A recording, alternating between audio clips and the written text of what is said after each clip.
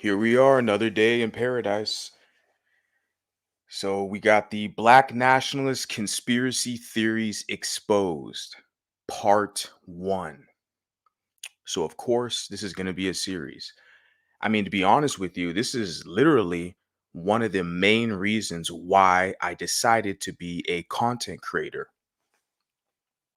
In all seriousness, because of what I've been seeing over the past several years, I really started to see an uptick in Black supremacy and Black nationalism, especially the conspiracy theories that have to do with mulattoes or biracials, since I would say about 2015, 2016, that year range, when Barack Obama was leaving the presidential office and Donald Trump was going into the presidential office.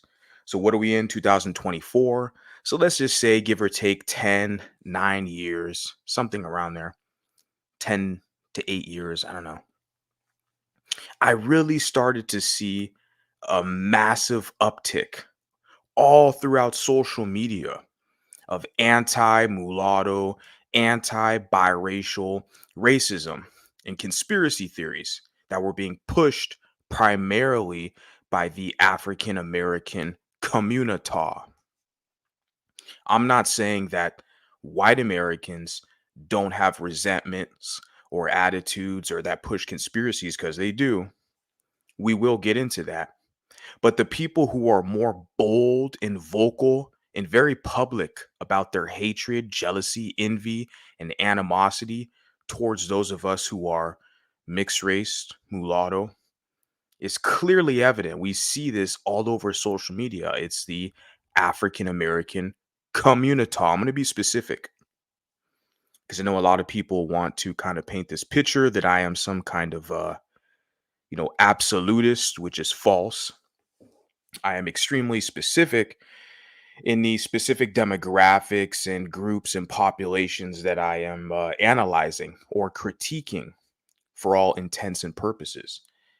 Now, here we're going to focus mainly, as I've stated, the African American community. And I have a couple clips I want to share with you guys.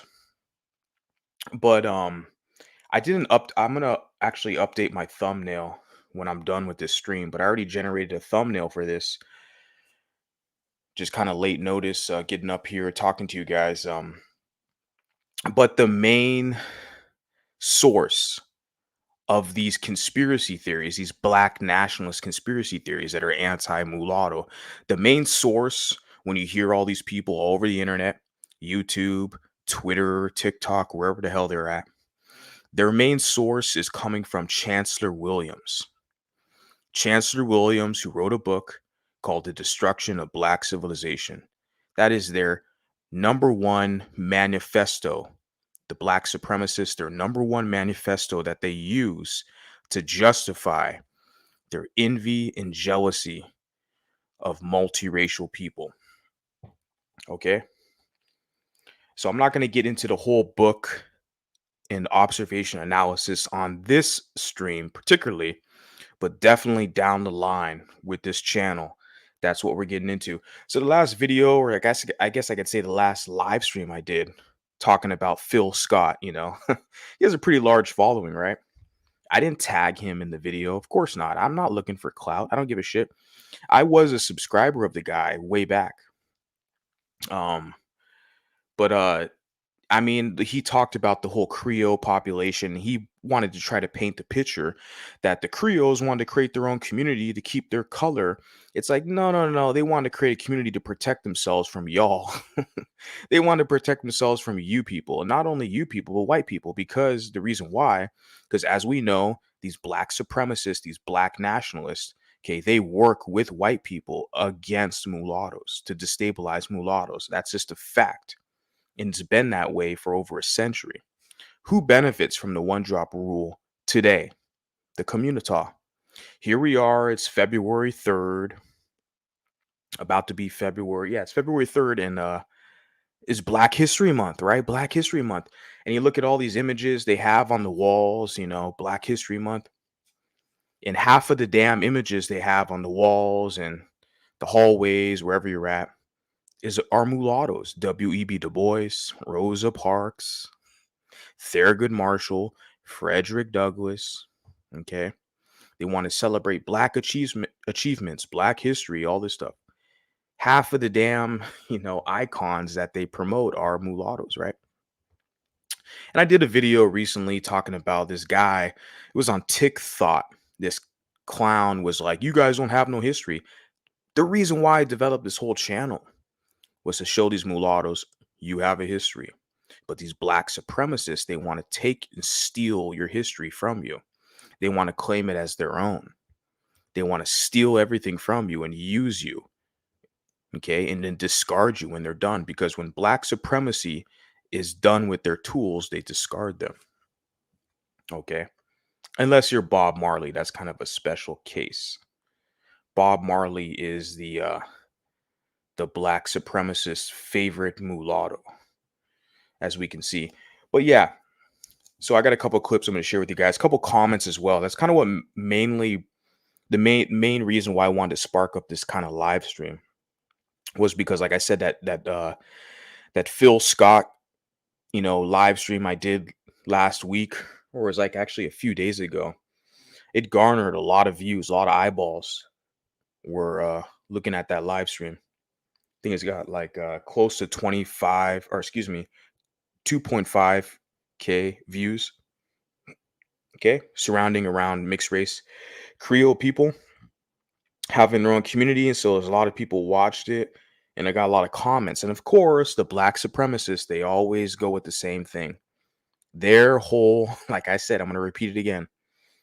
Their philosophies come from the Chancellor Williams, the destruction of black civilization. That is their main, black supremacist manifesto that they use to justify their hatred, jealousy, and envy of multiracial people. They want to legitimize their grievances.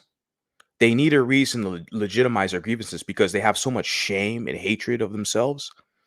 They don't want to publicly say, "I'm jealous of you because you're half white.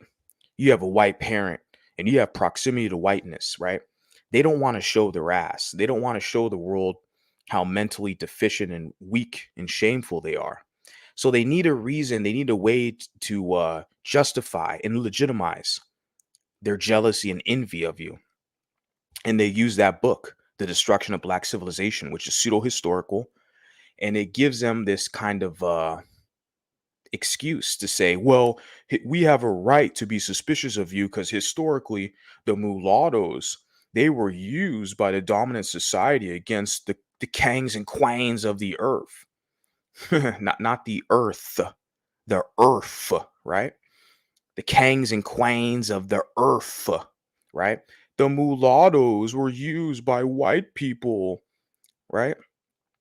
Against the communita. We were all kangs and quanes. They're not going to talk about the tribal warfare that has existed since, millennia. There's always, still today, always has been tribal warfare with these groups of people. They've always been warring and fighting with each other. Okay. In the American context, African American, they even developed a term recently. They call it a tether. You're a tether. I had some idiot clown in my comment section, on that same live stream who was like, you must be a tether or some shit. They just make shit up. Okay, right? You got to be a tether. You're talking against and it's like a lot of you people are so fucked where you're calling yourselves Indians now. You're not even claiming like that you're black or that you're African. You're saying you're like an indigenous Indian. I mean, talk about the identity crisis and confusion. But of course, they project that onto us, right? They're not even, they're not even proud of their African heritage. I ain't from Africa. I'm a descendant. I'm from the soil. I'm from America, right? You got some of these dudes, okay, Negroes, or I could say need to grows. They got feathers in their hair, feather caps, Indian headdress, and all this shit. I remember one lady. I think we're actually still friends, like on social media. but we were real, life, or I guess I can say off the internet, because this is all real, off the internet acquaintances, where I remember she did like a DNA test results type of thing, like 23andMe. And she was like so proud. She was telling me that she found out that she had some Indian blood in her. She was so proud that she found out she had some Native American like lineage. Like that's a lot of these people. They're so proud to find out that they got something else in their DNA that's non-African. Okay. And that's a reflection of them, not of society or anybody else. That's a reflection of them psychologically where they're at.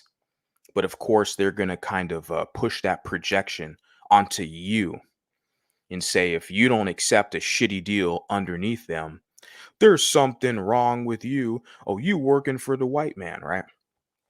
So, like I said, the name of the title, Black Nationalist Conspiracy Theories Exposed, Part 1, because this is going to be a large, massive series. This is really the motivation to develop this channel. As I already said, 2015, 2016, I started hearing all these random pro-whacks talking shit about biracials, and I'm sitting here thinking, why aren't the biracials pushing back? We have all these biracials all over the damn place, all over media, every major city in America, all over the planet. Why aren't these biracials fact checking, okay, and challenging these characters on the internet? Why are biracials so cowardly just sitting there and accepting this, you know, subordinate position? Oh, it ain't me. I'm not anti-black. I'm not a colorist. That ain't me. I'm sitting there like, how are you allowing these people to spread this hate against you? And this is not a good thing. This is not a good thing because this level of hatred and animosity towards you metastasizes and it mutates into something that is, going to have long lasting effects as we see today. It's never ending. Okay. But the whole thing is that this Destruction of Black Civilization by Chancellor Williams, this book that all your black supremacists, all your pro-wax, Tariq Fraud, Dr. Umar Johnson, all of them, all your pro-wax, they use the same book as their legitimacy and justification, right, for the envy and jealousy of you. Gives them an excuse, a ploy, right, to settle their grievances. The issue is with that, with social media, is that all the information gets spread to the random pookie, the random pro whack, the random ghetto thug who has a YouTube account. Okay, they're going to be listening to all these other pro whack channels. They're going to get that same information. And so now they're going to be some type of pseudo scholar, pseudo intellectual listening to, going to say, Sawnetter TV, Dr. Umar Johnson, Tariq Fraud, the FBA cult. He has a really stupid fucking audience. Okay. And they regurgitate all the dumb, stupid shit. Do you see any doctors, sociologists, okay, economists that are aligned with the FBA or Tariq Fraud? Do you see anybody in civilized, respectable society that's aligned with these black supremacists? No. It's a whole grifter movement, a whole hate group, online hate group. When you see that whole FBA, okay, it's the same black supremacists who want to say they're Indians. They want to say they're everything else but black, but they're going to turn around and spread conspiracy theories about you. Okay, the biracial, the one who has the white mom, the mulatto, right? So, very serious implications. That's why, like I said, precisely why I started to get my ass up here and talk on social media, because I've been seeing these type of people spread these conspiracy theories, like I said, since 2015, 16. I was like, enough's enough. Enough's enough. I'm seeing a lot of these people who are cowards, a lot of these biracials kissing black butt on their knees, trying to get acceptance. And I'm sitting there thinking to myself, look, you got a big target on your back. You wonder why you have a lot of challenges in society. Look, and I'm not here to say that I'm a victim. I remember my last live stream, someone was saying, Maybe it's not so difficult if they're black and Asian or white and Mexican or what these other kind of mixed race configurations or whatnot. I'm not here to spread this whole like victim Olympics bullshit. I'm here to fact check, okay, and challenge the rhetoric. That's my position because I'm a competitor. I'm going to challenge, compete, and that's precisely the position I take.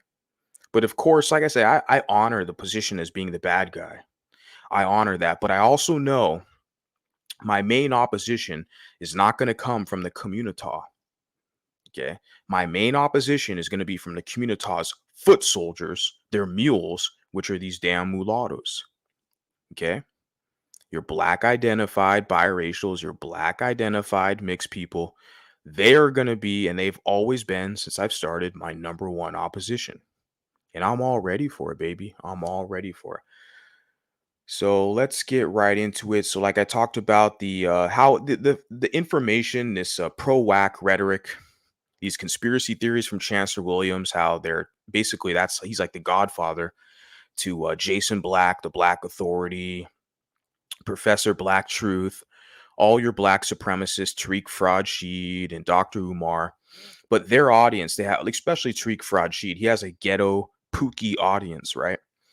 So all that information gets transmitted to all those ghetto thugs and pookies, the bottom dwellers. So they spew the same shit that they hear from Tariq Fraud. Okay.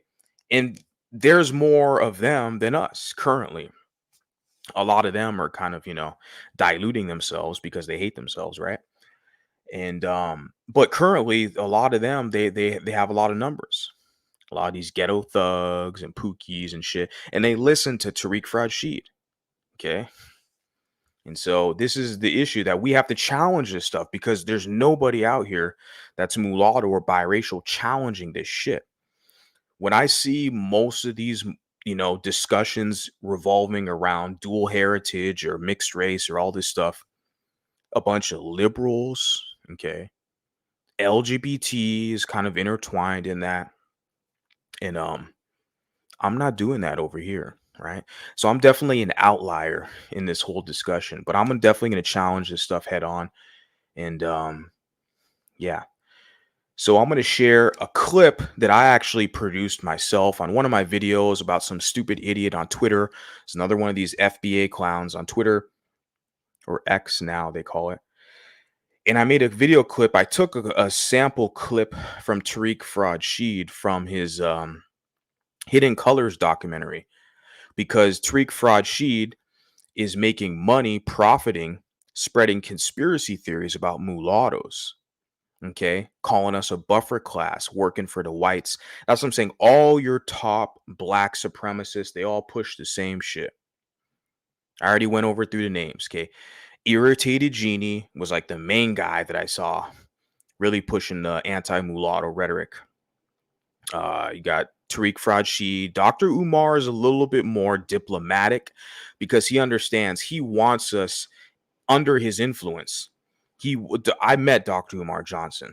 Okay. I met Tariq as well in Los Angeles the same day.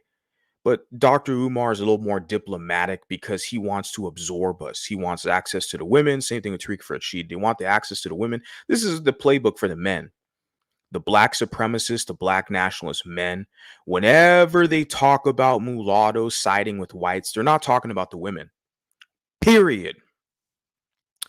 And when these black supremacists, these black nationalists, when they talk about white supremacy, they're not talking about white women, period. Because they want white women. They want mulatto women. They want the preference. They're talking about the men, their inability to compete with the men. So they're going to hate on the men, slander the men, defame the men, okay? Attempt to mate guard the men, devalue the men so they can get access to the women. This is a strategy that the black nationalist males use.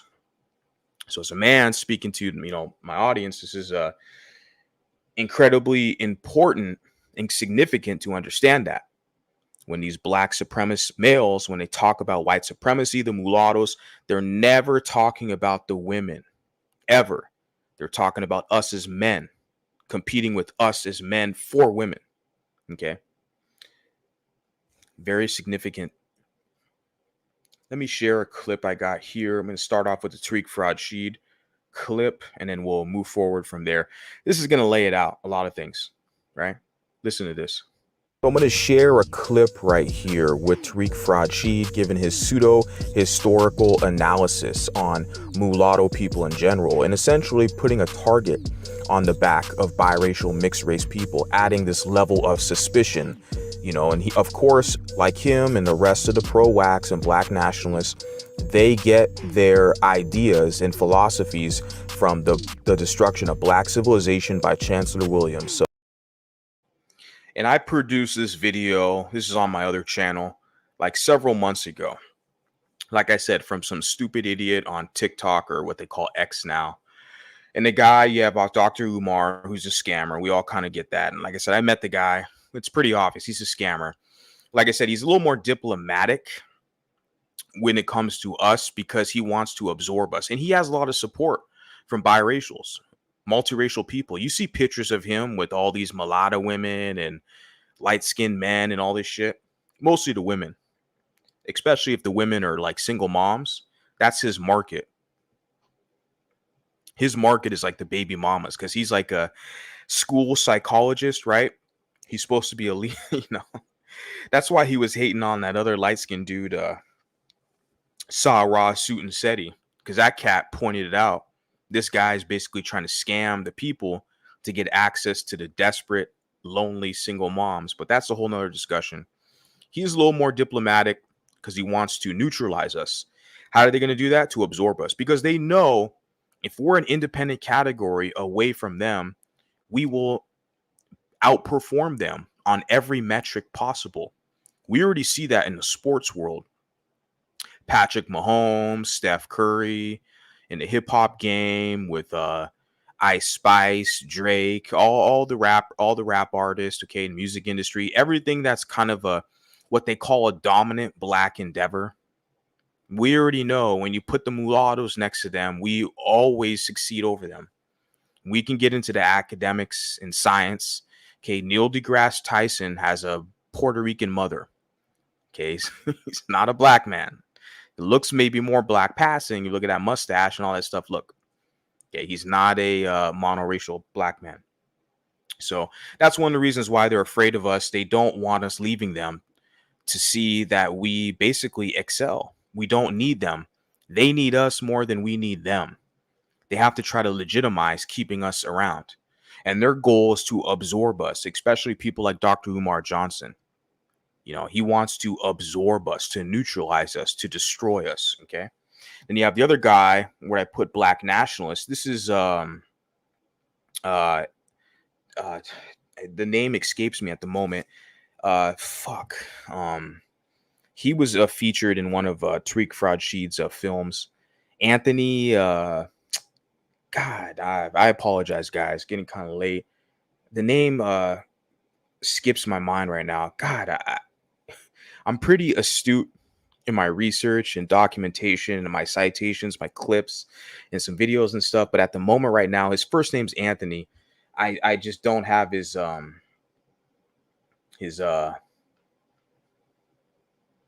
fuck. It's probably in the film or whatever. Or not the film, the clip that I shared. The guy's name. God damn, I hate this. Kind of slipped my mind at the moment. The bald-headed cat with the glasses. Okay, he's pushed some anti-mulatto conspiracies as well. They a lot of them do. Lalila, Africa, even when at the university I attended, the person that was like one of the heads at the Africanas department, same shit. Very common in their community, in their circles, whether it's academia. These are both doctors on the screen, for those of you who don't know. Dr. Umar Johnson, the white man, literally gave him that title that he uses over black people, which is very typical. Same thing with the reverend title. Reverend titles given to them by white men. They use it over blacks. And the other cat here, Anthony, I think his last name starts with a C. I'm sorry, guys. I apologize. It'll come back to me. I'll tag it in the clip. It's kind of foolish of me to forget the guy's name, but regardless, he's within the same club, the same Afrocentric scholar, because there's a clique of scholars. Now, Tariq Fraud is not a scholar. We said that Tariq Fraud basically ripped off the whole FBA thing off the ADOS people, which was Yvette Carnell and Antonio Moore. Antonio Moore is an alumni of Loyola University in Los Angeles, a law school. So he's like a law student, law discipline. Yeah, Loyola, if I'm pronouncing it correctly, Ignatius Loyola, who was a Jesuit priest. Okay, a lot of they have a lot of universities around the country, around the world. You know, they specialize in law and medicine, Catholics and Jesuits. That's why a lot of your hospitals are Catholic institutions. A lot of your universities are Catholic institutions. Loyola is an example of that. Okay, it's named after Ignatius Loyola, if I'm pronouncing that correctly, who was a Spanish nobleman, also a Jesuit. So Antonio Moore attended that university. They're known for law. I actually knew a guy who attended that university. I think it was for computer tech or law. I forgot exactly what discipline. Regardless, Antonio Moore from ADOS is an academic, academically trained. And then you have a guy like some grifter pimp, Tariq Fraud who's really not smart at all. He just copies and steals what everyone else says. But he's got the hood swag. He's got the pookie swag because he's down with Nipsey Hussle in the hood. You dig? You know, he's down with the hood. He's got the people from the hood. So all this information, these black supremacists who are spewing this Francis Cress Welsing, Chancellor Williams, black supremacist rhetoric, Tariq Fraud takes it from those people, and he then, you know, basically promulgates it to his ghetto low IQ audience, the FBAs, right? Who are calling themselves Indians now. They're not even saying they're black or African now. They're saying they're fucking Indians now. You know, more on that later. Let me finish this clip. So let's tune in and listen to Tariq Fraud give his pseudo historical spew. Came in, the Portuguese would mate with the Africans, and their offspring would be called Lancados. And the Lancados were the offspring of African and Europeans. And what happened was the Lancados. And like he's taking this information from an irritated genie who took it from some Nation of Islam member, okay, with all their circles, right? And it's funny because Nation of Islam, the mulattoes, they always put the mulattoes ahead of all their organizations, whether it's NAACP, Nation of Islam. You look at, you know, Louis Farrakhan, Elijah Muhammad, Fraud Muhammad, even they have currently now Wesley Muhammad. So, you know, and like I said, NAACP, so they always put these mulattoes in front, but then they whine and cry later. So that the whole information about this, the Portuguese in the Gold Coast, right, with the Lancados, right, and of course these are white men who were impregnated native African black women. Interesting. The thing about this is they take that history, that information there about white men and black women, but you look at where we are today, and they talk about all the conspiracies. You can't trust them. They're duplicitous. They're going to side with whites because their dad was white. But then most of the biracials today in the United States of America have black dads and white moms. But they try to make this connection, right? They're very flawed logic, these black supremacists. They're trying to make this connection that, oh, no, back then with Chancellor Williams and, you know, in the Lancados, it was the white dads and the black moms. See, they would take on the identity of their white dads and they would go against black people. But look at where we are today. Most of us, me, myself included, we have black fathers. Okay. And we see these black supremacists. We're out here looking at this like, interesting. How are you going to make that connection? I don't got a white dad. I'm not taking on the identity of my white father. Oh, but you see, now they're going to say you're taking on the identity of your white mom. So they move the goalposts. You guys see that? These black supremacists who are always working behind the scenes with their white massa. But of course, they use that projection onto you to keep you under their influence as a subordinate, right?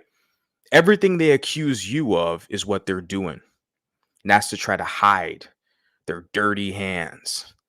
We know these black supremacists, they all work for white people. Even Tariq Fraud-Sheed, the guy who's talking in this video you have on the screen, this guy has like a white producer, white real estate agent. In one of his Mink Slide, he has an album, Mink Slide. He has like white you producers and people helping him with the album. But all these stupid fucking blacks with the FBA shit, they just believe him.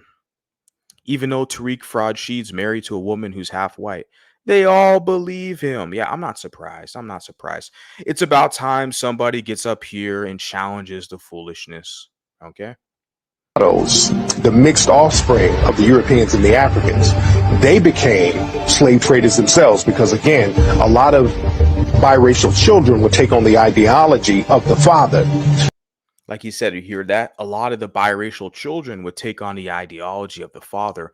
But where are we at today? Because in the United States of America, most of the people that I see that are biracial have black fathers and white mothers. So you see how they switch it up, because when you understand, you look at a lot of the pro-black shit, it's basically gynocentric. It's a lot of black female worship. The black woman is God. They were really pushing that shit several years ago.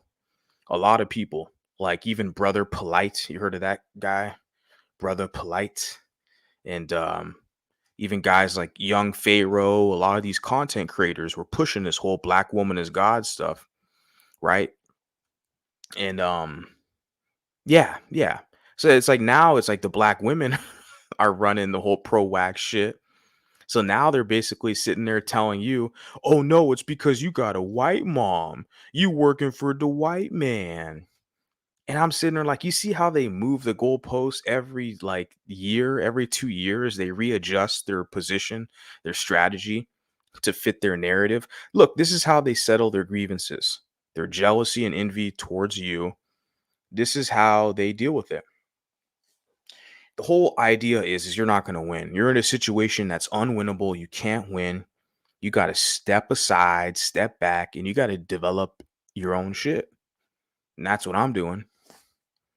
Working out good for me. I don't know what the hell you guys are doing. Kissing black butt, being subordinates, doing their dirty work. Because remember, the mulattoes who serve these black supremacists, they will fight harder than any black person just to get their acceptance in their group. They have to. That's like the protocol in order to fit in order to be for group membership access, for group acceptance, to be in the club with the pro wax. They got to do all the dirty work. They got to prove their blackness. Well, the blacks don't have to do shit. They can sit on their ass, playing video games, eating potato chips, chasing light-skinned women. But it's the mulatto who's got to do all the work. If you're over in that situation, I'm not. But I've noted this stuff. It's very interesting. So whenever you see people talk about, well, Africans sold other Africans, this is really who they're talking about. So he's saying right there, when people talk about Africans selling other Africans, this is who they're talking about. They're talking about the biracials. They're talking about the mulattoes. They were the ones selling Africans. It wasn't the black people. Dark-skinned people don't harm other dark-skinned people. Pure-blooded Africans don't harm other pure-blooded Africans. In all the tribal warfare in Africa, it was the mulatto's fault. It was the white man's fault. You dig? We look at the Rwandan genocide, Tutsi and the other tribal group, all dark-skinned Africans, right? No mulattoes in sight. But it's the mulattoes' fault. And these people make up history. They make up shit. And of course, like I said, Tariq Fraud-Sheed's an idiot. He's not smart, limited vocabulary. He just regurgitates information he hears from other people, but he has more of the influence, the social media influence and pull with all the ghetto savages at the bottom, the FBAs. He can inspire and influence them. So he has that audience. And this is what you see. And of course, it's funny how Tariq Fraud wants to point out that it was them. It was the Lancados, the mixed people who were selling Africans. It wasn't dark skinned black people because they all from the hood, one love, they all the the same tribe. It's these mixed people. You can't trust them. They all mixed up, right? And of course, who does Tariq Fraud marry? Huh? Who does he have kids with and who does he marry? Huh? He marries a mixed race mulatto woman. Of course. Just like most of your pro wax, most of your black nationalists, it's all the same grift.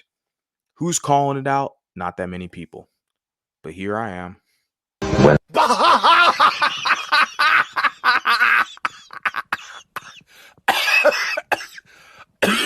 As you can see here, this is your boy. This is your FBA cult leader, Tariq Fraud. He's married to a mulatto woman, a woman who's half white. Like I said, repeating myself, he literally just told you, you know, that it wasn't really the blacks, the Africans who were selling other Africans. He's making up history now. It was really those mixed race people, those Lancados, right? The Portuguese fathers and African mothers. It was them. Don't trust them. And then who does this grifter, who does he turn around and marry? He marries the same women about the group that he's complaining about, saying don't trust them. But see, the women are okay to this pimp, this grifter. The women are good. Like I told you, with these black supremacists, these black nationalists, whenever they talk about Chancellor Williams, okay, and don't trust the half breeds, they're talking about the men. They're competing with you in the sexual marketplace. The women are good, right? That's the preference. They want the women. They want the mulatto women more than their own women.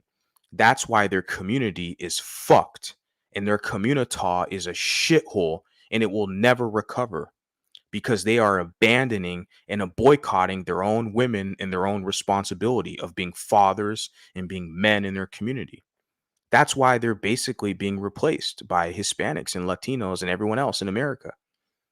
They relinquish responsibility of being men in their own community where they pedestalize other races of women above their own women.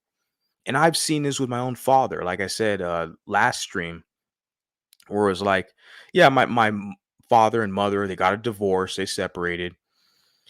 But then I remember my father, he had another woman shortly after, and she was a mulatto woman. And I was like, now as a man, I'm analyzing all this information. I'm like, yeah, it makes sense. Yeah, the preference. Yeah. They're not even going to commit to their own African women, right? They're going to get a woman who's far distant from, just like Philip Scott. I did that stream last week, right? With Phil Scott, Advise Show. He's got a fucking Mexican wife. Of course he does. He's a fucking pro whack. What do you expect? Okay. My whole position here is all the ghetto bottom feeders, bottom dwellers, all these stupid idiots who work for white people, but they jump on the internet talking shit about biracials. Those people, okay, they're going to still jump in your comment section trying to legitimize their envy of you and trying to convince you, oh, it's the one drop rule, or no, we're all mixed, so you got to come back and kiss my black butt, right? The whole thing is, look, they want the mixed women, but they hate the mixed men. So they have to find a reason to legitimize their jealousy and envy towards you. So what they often do, their main tactic, is they spread conspiracy theories about you to make it seem like you're untrustworthy, that you're duplicitous, that you're always working against them, right? You're easily bought off. You're easily, this is what the tactic that they do. These pimps, these black supremacists, etc. Okay, this is Tariq Fraud. This is your boy here. He's making money with his Hidden Colors DVD, talking about, oh, it's the mulattoes, the Lancados, who were working with the white man in Portuguese to sell the Africans off. And then who the fuck does he marry and have kids with? Look at his kids, lighter than him. The children that Tariq Fraud has are the same phenotype as his wife, the woman here. You can look at the image here. Those children are more in her image than him. And he's all smiling, ha ha ha, yeah, because he wants to dilute himself. Another self hating African, that's most of them in America, okay? And they want to project that, their self hatred onto you, onto the mulattoes. My whole thing is look, if these people aren't dancing or singing songs for you, they're not paying you, why even bother? But we have to challenge the rhetoric. They've been spreading this hate about us for way too fucking long. We got to challenge it. So here I am, right? As you can see in the picture here, this is his white mother-in-law. Okay, so he literally married into the buffer class. You saw years later, he's profiting, selling his DVDs, making money off conspiracy theories, spreading hate about biracial mixed race people. But then, of course, he marries one and has children with one. That's it. He marries one, has children with one. He literally marries into the whole buffer class, the buffer class that he says, "Oh, these mulattoes, you can't trust the mulattoes. They're working for the white man," right? Guys, I've been seeing this stuff, okay? This is, yeah. Just give me a second, guys.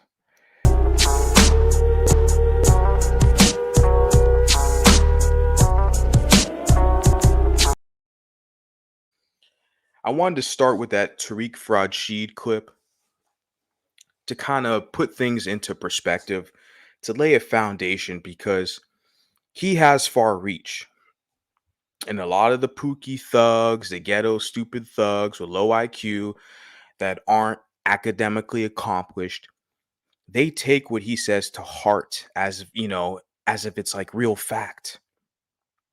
And they don't even look at the situation. It's like, wait a second, this guy's a straight grifter. He married a mulatto woman. How can he speak on these issues? And he's making money selling DVDs, right? Crying about white supremacy, right? Saying that they're the real indigenous people now when they're not. They're fakes and frauds and phonies. They're diluting themselves. Okay. And it's interesting. I saw a comment from a guy. This is a white man who posted a comment in one of my recent video.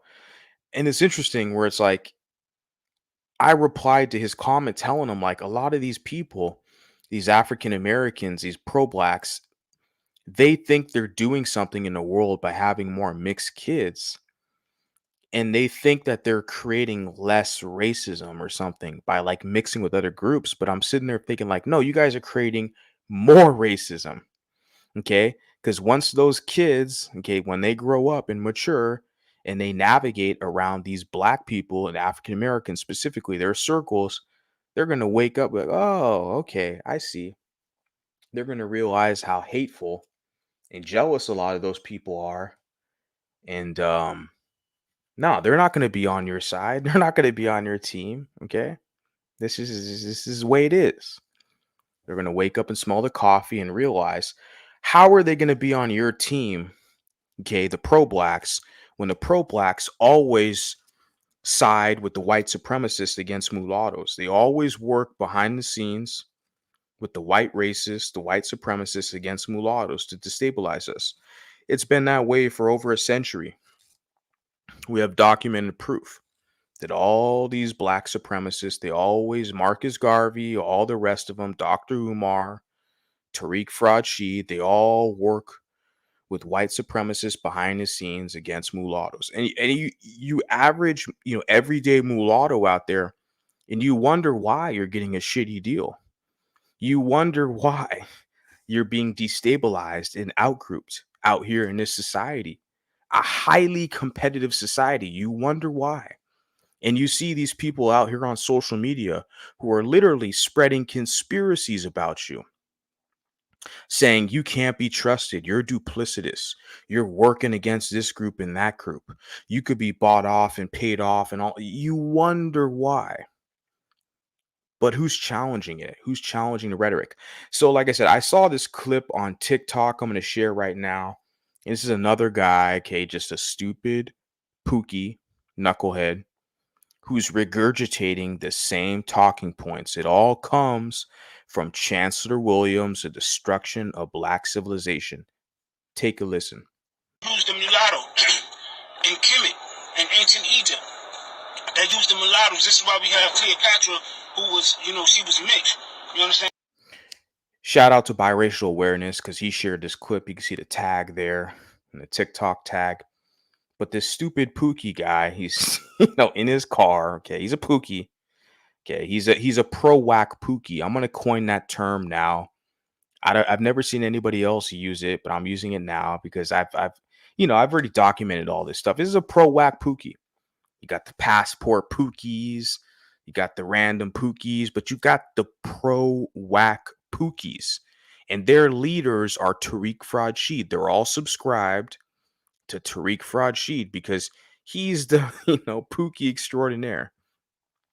People are trying to say Dr. Umar Johnson's a Pookie, and I'm like, I don't know. I mean, I gotta kind of push back because his vocabulary is actually kind of more astute, a little more advanced. I mean, Tariq Fraud has a super limited vocabulary. It's very obvious when you go to his channel, his Instagram, his social media. Tariq Fraud I'm speaking about. You can look at his audience. I mean, you have a lot of stupid fucking idiots who listen to him. Okay, get their information from him as if it's truthful and honest and credible information, right? Versus, Dr. Umar. But like I said, he got his DR from his white massa. He's going to cry about white people, but they gave him an education. They had to civilize this savage so he can sit there and flex on the other blacks, right? It's very typical. But as far as I'm concerned, Tariq Fraud doesn't have any formal education. And some people will tell you, oh, it doesn't matter. He got the street smarts. Oh, I guess. Okay, I guess. Yeah. Scamming you motherfuckers. I mean, he's talking shit about biracials, 1804, the mulattoes, they sided against the Haitians. The mulattoes, the Loncondos, they sided against the Africans. But look at who he marries. He marries and has kids with a mixed race woman. In his audience, they don't call it out. They accept it because that's what they want, especially the men. The ghetto ass pro whack men who listen to Tariq Fraud, all these FBA men, these pro whacks, because they want the mulatto woman too. Okay. So when they talk shit about the biracial being confused and I don't trust a half breed, okay, all these fucking pro whacks are talking about the men. They're competing with us for the women. Okay. Pure facts. Okay, you see the guy on the screen here, and you see kind of the subtitle. It says the media always use mulattoes to represent black people, and this guy's speaking out. Maybe he's a ghetto Pookie guy in his car. He's got a hat on, his hood on. Listen to his kind of vernacular. He's Pookie, right? So let's play the clip. Understand what I'm saying? This is the way that history can be rewritten, and you telling me that in Africa, these group of people are not black Africans. And the reason that is debatable now is because when these outsiders infiltrate, these countries, they start procreating with the people and they create a third race. So they create a third race mulatto. He said these outsiders infiltrate the groups of people to create a third race. So like you said, in Portuguese or whatever, British or French going to Africa and they procreate with the native population, they create another group of people that are not black. Okay, they're not white, they're mulatto. Okay, I'm playing this clip, okay, because everything he's saying, it comes from the destruction of black civilization. Okay, you have to understand this is what it is. The destruction of black civilization is where they get their information from. This is what they've actually coined and called the Black Bible. Literally, this is what they've called it. The Destruction of Black Civilization by Chancellor Williams. Okay. All the black supremacists, all the pro-blacks, they're black nationalists, okay, who are anti-mulatto because they're competing with you for mulatto women and mixed race women and white women, to be honest with you, just all groups of women. These are the men. They push these conspiracies. This is the main book that they use to justify their jealousy and envy towards you. Okay. And on this channel here, we're going to be exploring a lot more of this. because this is very real. There's very real implications that this has on you guys. Okay. So let me go back to the clip. Let me finish that clip off. Yeah. Mulattoes and biracials are a third race. And, 9 times. So he says mulattoes and biracial. So we're the same. Of course we are. We're a third race. But it's funny, like I love this information he's providing. This his antidotes. I love this because I have people in my chat, these one droppers, these pro-black one droppers who are like, well, most African Americans are mixed. So that means we're all biracial too. Most African Americans are mixed. So we're all mixed. There's no such thing as biracial. Right? That's what your pro wax tell you to invalidate your experience, right? But then you have a guy like this who hops up here who's literally telling you it's a third race, which I agree. We're our own entity. And I have the receipts and data to prove that. When I fill out these job applications and other surveys and I'm looking at it, they give us an option. I check the multiracial or biracial option. They have an option there. You don't have to check black. You check the multiracial. Okay. Pretty soon, all these blacks, just like this guy, they're going to be checking a multiracial option. They're checking the Indian option now too. But they got to take that up with the Indians. I think it's very despicable what they're doing to the native indigenous population, trying to steal and hijack their history. It's disgusting. But I sympathize and understand with the native peoples because this is what they do to mulattoes. This is what they do to biracials. They steal all our history. Charles Drew, Adam Clayton Powell, Thurgood Marshall, Frederick Douglass. This is Black History Month. They steal everything we do. That's good. That benefits them. Then they want to try to punk us and outgroup us and try to just try to make guard and get the women. But the men who were freedom fighters who fought for them, they want to try to push us aside and punk us. And I'm one of the guys out here that's like, nah, fuck you fools. I'm not playing games with you. I'm just one guy. But guess what? There's a lot of other guys out here too. They might not be as vocal and public as me, but they're out here. Okay. Continuing on with this. They're not really for us. So, for example, like when we seen Barack Obama, they fooled you with the phenotype. That's not how it works. Genetics don't work like that. It depends on what your genes are. You are just as much white as you are black, regardless of how wide your nose is, how dark your skin is. So he's a mulatto. Same thing with Bob Marley. You understand what I'm saying? This is how they trick us. Same thing with Kaepernick. See, what people fail to realize, and I'm for the cause. It's funny because Kaepernick is like kind of your biggest ally.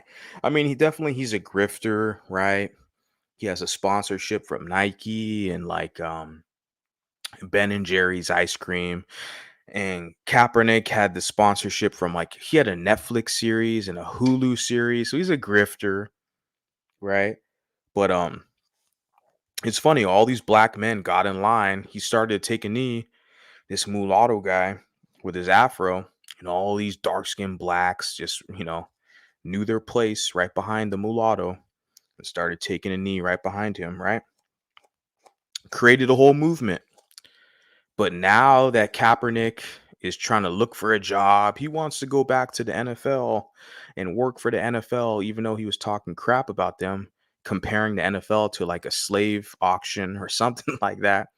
Now all the blacks are laughing at him, throwing him under the bus. Of course. I mean, look what they do to Drake. Look what they do to Drake. The same blacks who are dancing to his music, singing his songs and all this shit. They're trying to throw his ass under the bus. So, Kaepernick, same thing with Barack Obama. I don't expect much less, honestly. I've been analyzing this stuff for a minute now. It's just now that I'm up here providing some kind of sources and information on the internet so other people can get access to this, and they agree. This is what we see out here, right? So let's continue on, finish this off. Tired of this pookie on the screen. That Kaepernick is fighting for, don't get me wrong, but people make him the shining prince of the of this fight. When in reality he wasn't the only one or the first one to be kicked out of the NFL, or he wasn't the first one to take a knee. You understand what I'm saying? So they always use a mulatto to They always use the mulatto. Who's they? His massa. And you have to understand with this black on the screen, you see this pookie in his car, dark skinned pookie with his hat on, his hoodie on. Okay. He's competing with the mulatto for white acceptance. So when he says they always use a mulatto, who's they? That's his massa, the person who signs his paycheck, right? White people, okay, which is half of us, mulattoes, his massa. So he's competing with the mulattoes for white acceptance. This is critically important. You have to, guys, you got to understand this. This is part and parcel of the whole situation. He's talking about they always. Who's they? The people he smiles in front of, the people he's trying to be best buddies with and works for. This is something I figured out. Yeah, yeah. This is the whole situation. So that's the conflict, the schism that he's experiencing because the jealousy and envy. He's trying to find a reason to legitimize his jealousy because he wants white acceptance. Okay, but he'll never be accepted amongst whites more than us, the children of them. So he's going to try to spread conspiracies about us to tarnish our reputation, to say we're duplicitous, you can't trust us. Oh, well, the white man, the man that he works for, right, is going to use the mulatto against us. You see? This is a very common prevalent theme that they will internally push because they want white acceptance, right? They will do anything to get it. That's why I realized how dangerous it is in their community. They will do anything to get white acceptance. They will throw their children under the bus, their entire family under the bus. Okay. They will pillage and grape and everything to get white acceptance. They will do whatever it takes. Okay. They'll sell out their whole damn community. They'll rap and sing songs about depravity.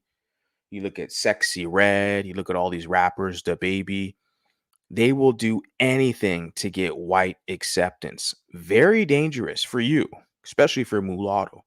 If you're white, you're safe around them. It's funny because there's a YouTube channel I follow. He's a pretty big YouTuber. His name is like Pete Sanatello, if I'm not mistaken. I apologize for pronunciation.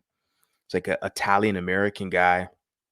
He does a lot of vlogs here in the United States. I started following him because he was doing a lot of Native American vlogs. He was going to different like reservations, talking to Native people, which I really liked because I don't see that type of content anywhere in America. It's like they kind of want to bury these people in the history. And it's like we have legitimately the people who were on this land before everybody. I know the blacks want to steal the history from the Native people, but you have Native Americans, indigenous people here on the land in the Dakotas and all the other places.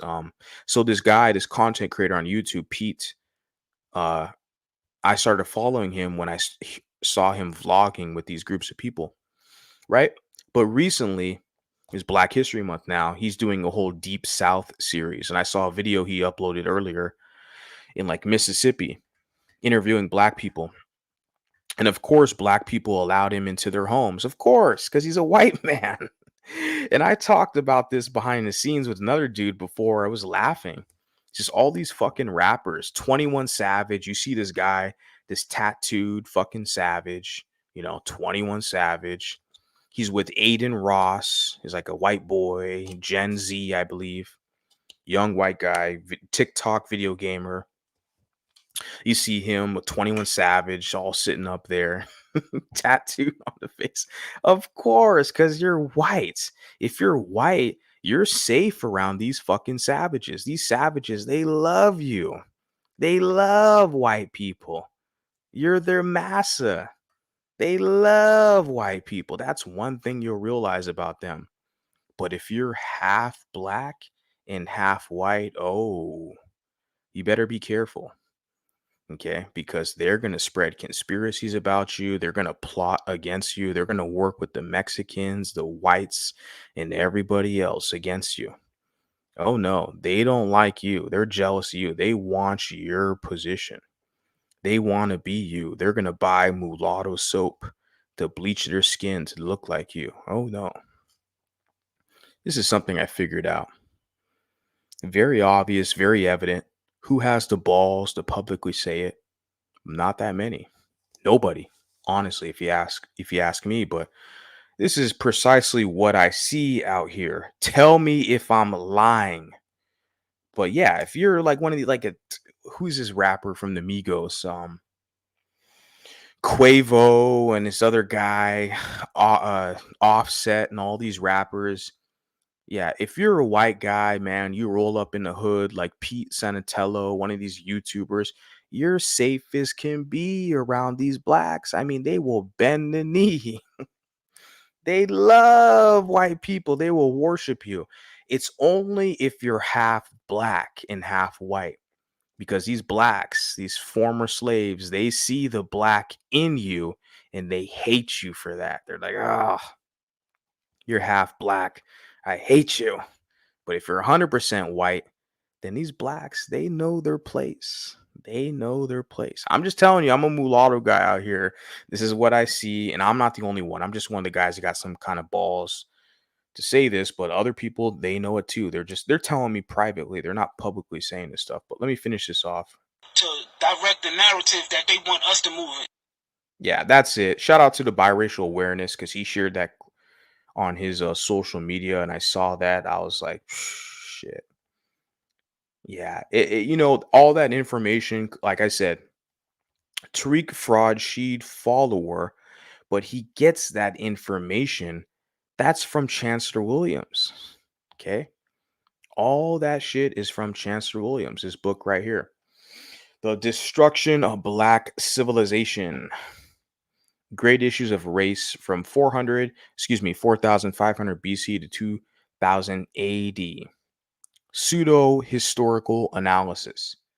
He's because the way the book is framed is that there was no tribal warfare. Black people were all lovey-dovey. All these different tribes and different groups were all getting along. They had all these empires, We were kings and queens, right? But as soon as the white man showed up, all the problems started. That's how they tell their history, to make fun. Because in no other race of people, like their histories and they don't have that same type of narrative. In South America, all these different tribes warred.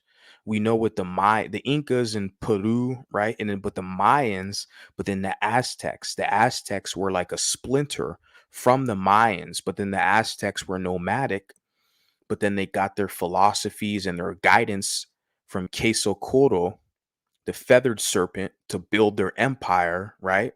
When they saw the snake or the eagle eating the serpent, the snake on the cactus, they'd build their Aztec empire, which you see on the Mexican flag, right? And they developed their own tribe, their own nation, Aztec nation, right? There's Mexican people. So you see that history with these groups, the Mayans, Incas, Aztecs, and this is in Americas. But then you look at like in Europe, with these different tribes, these Anglo-Saxons, the Saxons, the Angles, the Slavics, the Franks, these other warring tribes and Vikings. They were battling each other for power and resources and territory. There's always been different warring groups and fractions for power. Same thing in the Asian world, in the Middle Eastern world. Around the globe, around the planet, you see that. But for whatever reason, when you talk to these pseudo historical pro wacks, they want to paint the narrative that all the kings and queens were all getting along. There was no tribal warfare. Everybody was all black family, peace, and black power, all the bullshit. They all work for white people, right? They were all lovey-dovey. It wasn't until the white man showed up and disenfranchised the black man in the black family, right? See, this is how they paint their history, that they're victims. Their identity, their history starts with being a victim. Okay, this is what I'm saying. Tell me if I'm wrong, guys. But this is what I'm seeing. I'm just an American guy. I don't know if I'm just calling it what I see it. Get into some comments that I saw. Like I said, my recent video. Okay. Move forward with this. This is like I said, black racist says, I wish y'all would disappear. This is some black racist I saw on TikTok. Okay. Put a video about it. I think it's got like a 1,000 views. Pretty good for my standards on this channel. People are watching, but I got a comment from this guy. His channel name is They Deserve It. And you look at the kind of avatar here. If this isn't black supremacy, it's funny because I'm going to do another video or a live stream where you have these black supremacists who are like, there's no such thing as black supremacy. But you literally have people with that title in their like caption, black supremacists. Even I heard Dr. Umar Johnson quote and say black supremacy. Like these people are so bold today. And as a mulatto guy, biracial guy, I'm sitting there telling you, like, yeah, these people are very bold today, and it's very real implications. My whole position is to get these mulattoes. Look, you got to create your own shit. Get the fuck away from their influence because they want to use you for your own destruction. So you could be a crash test dummy to serve them while they make secret deals. I'm talking about they, the black supremacists. They make secret deals with all these other groups behind your back. And you get the shit end of the deal, especially if you're a man. I mean, they really hate you because they want to mate guard you and they want the women. They want access to the women and they want to destabilize the men. And a lot of the men, they know this, okay, but they're not very vocal about this, or they don't articulate it in a fashion. I'm not the best guy out here, I'm just one guy that's got a microphone and internet connection and some balls. I'm just sitting here like, what the fuck do I have to lose? I'm not gonna get punked out here. Like I was, wherever I go in a job site and I'm a working man out here. I'm looking at a lot of these savages. You're not gonna fucking punk me, bitch. You can try this guy or that guy and all this stuff, but I'm going to fight your ass. Okay. I'll be the bad guy. That's fine. I'm still going to fucking fight you. Okay. You guys see the comment right here I got from this guy? It says right here, individuals of mixed race are often utilized as proxies, serving the best interest of dominant societies, such as the Blue Vein Society. However, your group is no better than other groups. You'll never challenge your master. Who the hell is my master? Not you, savages. I don't work for you people. You're not my master. But it's funny, like this, I said, this is a projection. This is precisely why in social media, they hate biracial. A lot of these pro blacks, they hate biracials more than white people. I even saw a comment before where this was a black lady who said when it comes down to it, she said she trusts white supremacists more than the mulattoes because she said when mulattoes are duplicitous, you don't know which side they'll take. They'll take the black side or the white side. You don't know what side they'll take. So she said she trusts white supremacists more than mulattoes. This is very real. A lot of them think that way. And there's a guy in the chat. Shout out to him. I see him, the Beige Advice Show, where he said something very profound in one of his videos I watched, where he basically said where it's like a lot of people, not just blacks, but whites and every other group, it's all these other groups, they hate on us, those of us who are mulatto or multiracial, because they know that we have to pick a side in this society. And oftentimes a lot of us, we don't. We're kind of doing our own thing. We're just existing out here. So a lot of groups, they resent us and hate us for that. Where you look at a black, you're a dark-skinned black, we already know your side. You can be a conservative and kiss butt all you want. We already like Larry Elder or whatever. We already know. Okay. But yeah, like shout out to the Beige Advice Show because he pointed it out where it's like, look, a lot of people resent us. They hate on us, especially us men, because they want us to pick a side. And if we refuse to pick a side, we're just doing our own things, trying to, kind of analyze the scenery and gather information. They resent us for that. And it's almost like they try to like position us and push us to pick a side. That's why you see a lot of this hate and animosity with these black supremacists. Even you'll have, white supremacists who will spread a lot of hate and conspiracies. A lot of different groups will try to position us to literally pick a side because they feel comfortable that way if they know where we stand, where we sit at. When they see people like us, they don't know what to think. So it's like there's a level of uncertainty. They hate that about us, right? There's a target on our back from these groups of people because they don't know. We could go here or go there. We have a lot of potential influence and power in society. I'm trying to get these people to tap into that power, to know that you have a lot of networking capabilities, you have a lot of influence. You need to look into that and explore that. But that's what I'm saying with this comment here, okay? Interest of the dominant society, such as a blue vein society. Blue vein society was established by mulattoes to protect themselves, not only from blacks, but also from whites as well. There was their own social club, their own organization. But black people try to paint it as a negative thing, like the brown paper bag test or the blue vein society. They try to paint it as a negative. Even the Phil Scott mentioned that the blue vein society. Yeah, I mean, the blue vein society is here today. Like, we're establishing something to protect ourselves from you. You people are dangerous or a threat. Look at the guy's avatar. You guys see on the screen here, this black savage has a pistol in the mouth of some white guy, looks like, with his phone in his hand. We literally, like, this savage here, this avatar, he's sitting there trying to be like, oh, the blue vein society is a bad thing. I'm like, civilized people are gonna need protection from you savages.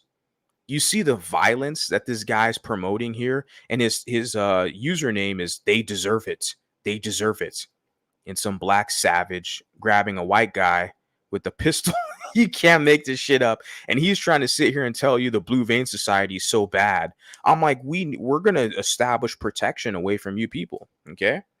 We see the savagery, the violence and hatred you people have, the evil you people have in your heart. Yeah, the blue vein society was established so that they could protect themselves from people like you. And not only people like you, but also obviously white supremacists, because at the time, like the, you know, secret societies like the Ku Klux Klan and these white supremacist secret societies were like at an all-time high because of the immigration policies at that time, kind of mirror what's going on today with the border crisis, with a lot of the kind of illegal alien invaders, Roman Catholic invaders. At that time, it was primarily the Italian Roman Catholic invaders, if you want to use that term. Invaders, they came on a boat, but illegals from Mexico walking over here, but they're all Roman Catholics. So at that time, a lot of the Ku Klux Klan, which are Protestant Christian organization, terrorist organization, basically saw that threat of immigration and the Catholics, etc. But it is a lot of that's mirroring what we see today. But I'm sitting here looking at like, well, these black supremacists are not your friend. If you're a mulatto, like they're jumping up in your chat, they want you to fight their battles. See, you see this black supremacist, you see the avatar he has here. They want you, I could probably zoom it in. They want you to do the dirty work for them for this fake acceptance shit.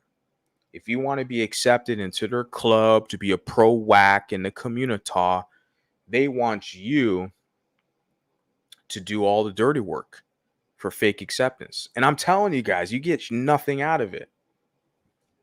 Some people haven't figured it out. Like, you got Michi X, some of these other biracial pro whacks who are half white.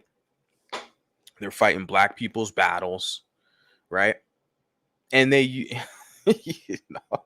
can't make it up. I'm thinking about it, like reminiscing, looking at this image. You see how violent and vicious this image is.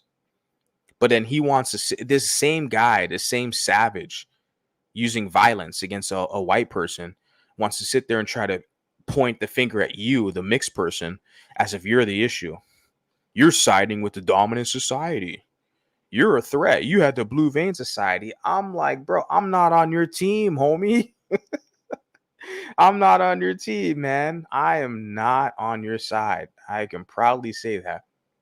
I don't even deal with you people like that. I don't have any bastard kids by any blacks. I'm not on your side. You got the wrong one. I'm just a guy with the social media account and a microphone. So we got here another comment. Puts here in New Orleans, the 7th Ward was where mostly the Creoles lived. It wasn't for protection. This was under the video I did with Phil Scott. He said the Creoles lived in 7th Ward. He said it wasn't for protection. They were used as the buffer class between black and white people by white people. And this is Chancellor Williams. But that has changed in the past 40 years. Everybody mixing in New Orleans. And of course, with this guy, he wants all the women. Tron Williams. He wants all the light-skinned mixed women, right? Typical. Right? They were used as a buffer class. Who do you think he's talking about? He's talking about the men. Punking the men, punking the light-skinned men. A lot of these I'm laughing because a lot of these light-skinned men, they're punks. See, I'm not from the community. I didn't grow up around these people like that. Okay. But I see on this discussion on the internet, because I attract an audience of a lot of people who are, light skinned, whatever.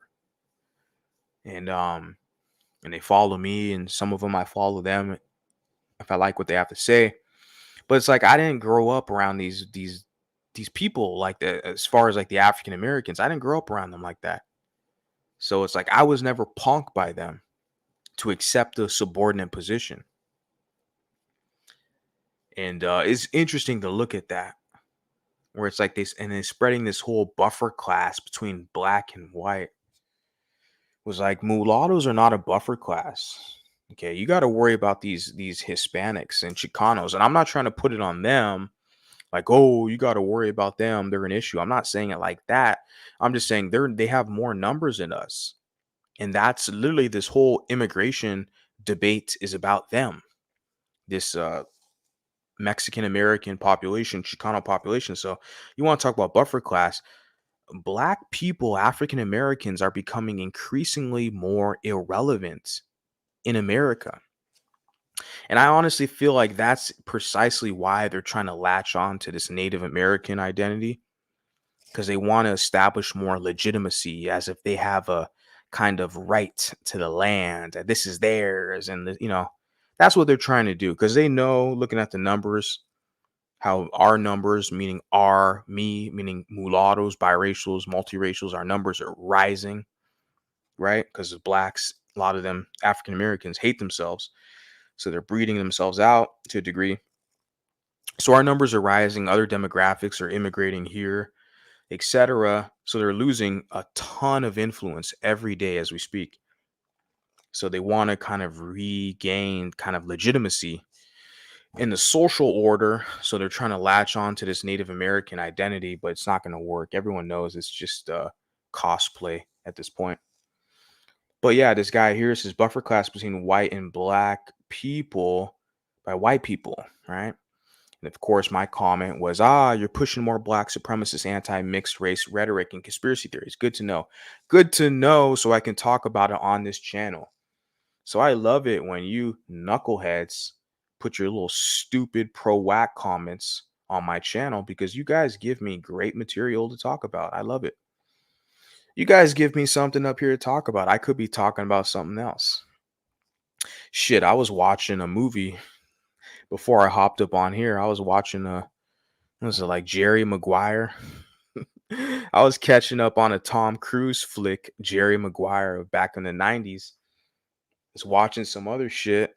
Like I could do, play the guitar. I got some other shit to do, but it's a late night, Saturday night. Give you guys content, because you know what? A lot of you guys contribute, and I definitely respect you guys. My audience, my core audience, the supporters and followers, okay? Want to provide some commentary and content for you guys, because I'm definitely doing this for you. So we can see another comment here on the screen. Athena Renee, she has a music channel. Saw her page. She's like a music channel. But look at, she says here, you do know mulattoes crested the brown paper bag test. You should really check your history of how mulatto single-handedly ambushed the Negro population. She capitalizes Negroes, right? She said, we ambushed the brown paper bag test. The brown paper bag test, to me, it's like a club. It's like a invitation or a, yeah, not an invitation, like an invite, right? Like if you're this color, you could be into this club or this group or this location or place, right? This club. Yeah. Yeah, that's what it is, right? Brown paper bag test, which is a long time ago before I was born, but they still wave this over your head. This colorism debate is a black queen here. We can see the image here, a black woman. So very typical. The brown paper bag test. And then she says ambush the Negro population, right? Now, the thing that's important about this is because this same person will weaponize the one drop rule against you, especially if she hooks up with a white guy and has a biracial child. You best believe that mixed child will be weaponized against every other damn mixed person. Okay. So this is what we see here. And this is an artist, a music artist, whatever. Athena. She put this comment on one of my videos. I was like, good. Thank you for giving me content. She says mulatto single-handedly ambushed the Negro. How? With creating a brown paper bag test. That was basically to lay out parameters that we want to be amongst our own. And a good metric that people used was let's get a, let's see what your skin tone looks like. If you have enough of European blood, it will show in your phenotype. We're going phenotype based. It's funny because when blacks have their own dark skin club, you got to be dark skinned to be in here. Nobody has an issue with that because a lot of the blacks want reverse black supremacy, right? They see the brown paper bag test. Now the blacks are like, well, we got to have the black paper bag test. You got to be a dark skinned black African if you want to be a part of the club. If you're biracial, you got a white mom. I don't trust you. And when I hear these people talk about I don't trust a half breed, I'm laughing at you people. I'm like, well, what the fuck you think's gonna happen? You think I'm gonna sit there and get punked by you motherfuckers? I'm not getting punked by you people. I'm sitting here laughing I'm just collecting all this information. I'm not getting punked by you dumb motherfuckers out here. I don't trust the half breeds. You working for the white man, the brown paper bag. I'm sitting there like shit. But they can have their own little dark black paper bag tests, right? That's okay. That's okay, right? You all know it's true. I know a lot of you guys aren't going to say nothing about it. You all know it's true. You see this going on. But I just thought this comment was cute. This artist here, she's like a musical artist, whatever. She had to give her 2 cents in about the brown paper bag test. And she put here that mulattoes ambushed the Negro population. We didn't give a fuck about y'all. It's the same today. We don't care about you. You guys are all up in our business. I'm not even dealing with you guys like that unless you're paying me or dancing or something. I'm not ambushed. Like, really? What? Ambushed you people? Yeah, right. I don't care about you people like that. I don't have any bastard kids by you. I don't owe you anything. So that's the thing. I saw this comment like trying to just spread these conspiracies to frame it that mulattoes ambushed and she capitalizes Negro population. Yeah, give me a break. I think I got one more here for you guys in New Orleans. Let's see. I think actually that's it. I think I covered. Oh, I think I got one more. Yeah, okay. Let me do this one real quick. It's been going on for about an hour and a half. Now you can see the picture here. He has like a Egyptian avatar, and says here Amun Atum, if I'm pronouncing that correctly, but I can see the avatar. It's like some Egyptian stuff. He puts here the mulatto problem, Chancellor Williams, the destruction of black civilization. He puts here, you rhesus hybrids can't wipe us out. Supreme melanin rules forever. It's funny. The sun cycle is in. It's our time again. you know, I love the confidence. I applaud that. You know, I applaud that. Just the ego, the confidence, because you know what? With that, I know it's a dude who put this comment, okay? But it's a dude, it's a savage who doesn't even have his own history to claim, so he's going to steal the Egyptians. Very typical, because they're stealing the Indians' history now too, right? So they are stealing the Egyptians' history. So it's very typical with them. But what I applaud is the kind of confidence boost. Their confidence they have, the arrogance, I should say, arrogance. It's like I'd like to see that with a lot of these other mulattoes. Okay. A lot of these multiracials are just straight up fucking punks. They let these savages punk them. They get cucked and punked. Oh, they're gonna call me a racist. They're gonna go to they white massa and tell on they white massa and say I'm a racist. They get punked by these people, and it's despicable to see these mulattoes who allow this to happen. I'm sitting there thinking, what do you have to lose? I mean, you see how bold and confident a lot of these people are and arrogant, talking about you rhesus hybrids can't wipe us out. Supreme melanin rules forever. The sun cycle, and it's like it's our time again. It's like I said, I applaud, I guess, the confidence, but we know he's just a typical pro whack, right? Doesn't even like himself, so he wants to steal the Egyptian history. Very typical, and very interesting. So what I put here: typical pro whack conspiracy theories. When are you people going to come up with something new? Yeah, it's I've been seeing this crap for a while. Okay, it's just only now that I have a YouTube channel where I'm actually publishing some content to let people know, yeah, I see you. I see you, boo.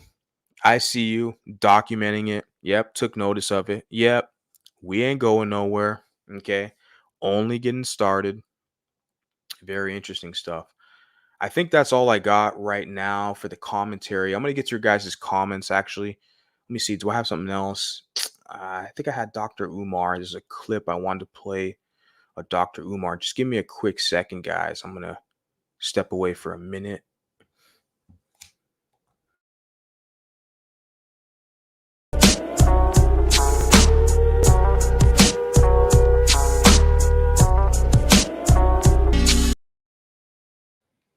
All right, guys, back in the saddle again. Gonna play this Dr. Umar clip because this is kind of one of the things I want to talk about. I'll get into your guys' comments. Appreciate you guys being here. Shout out to you.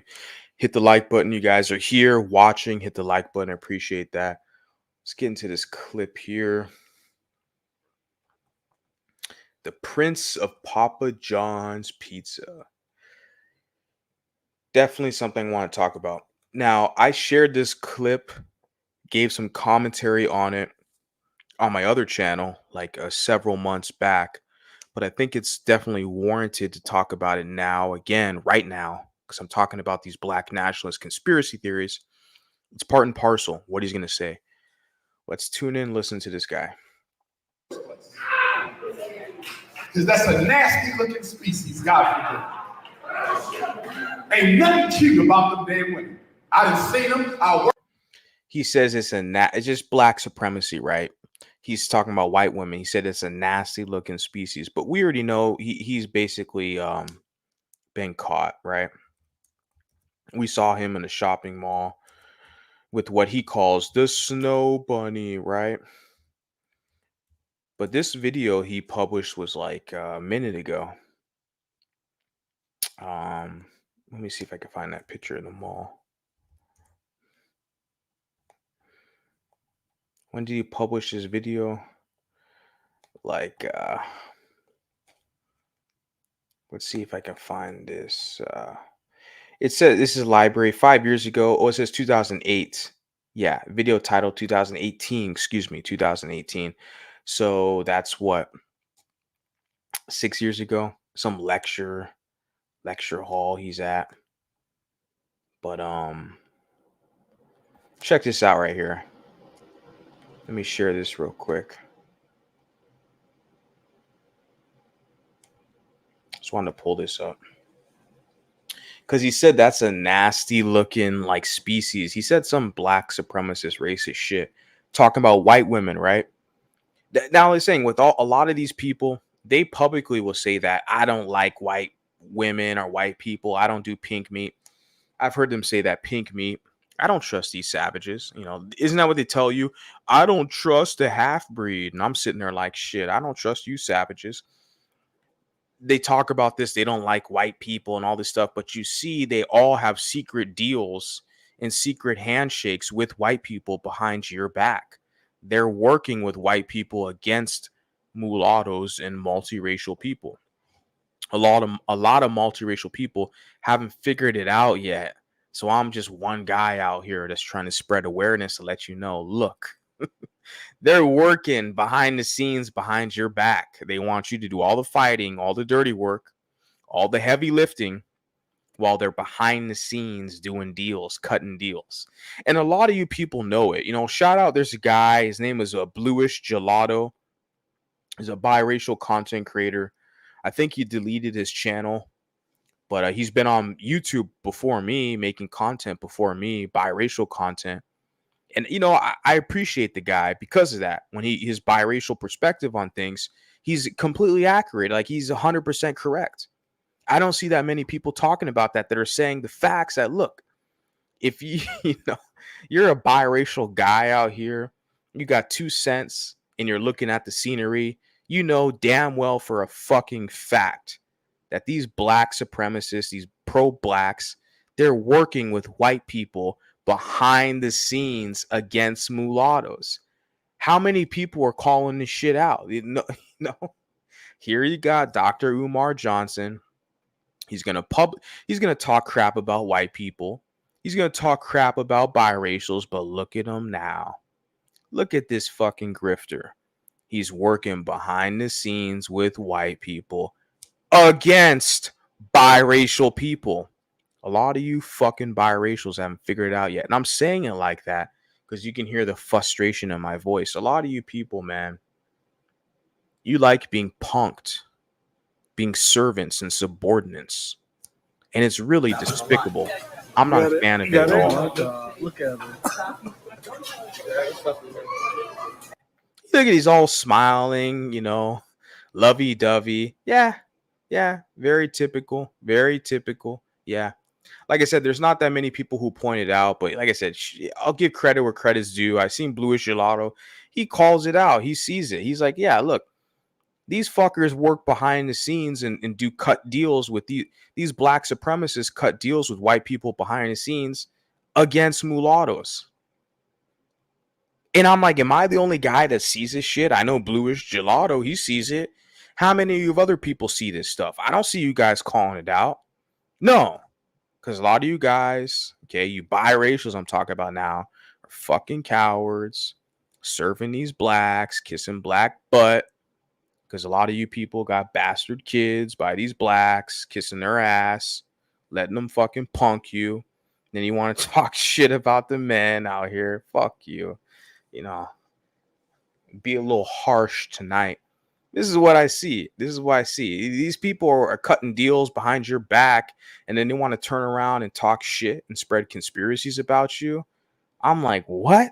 I mean, the disrespect is at an all-time high.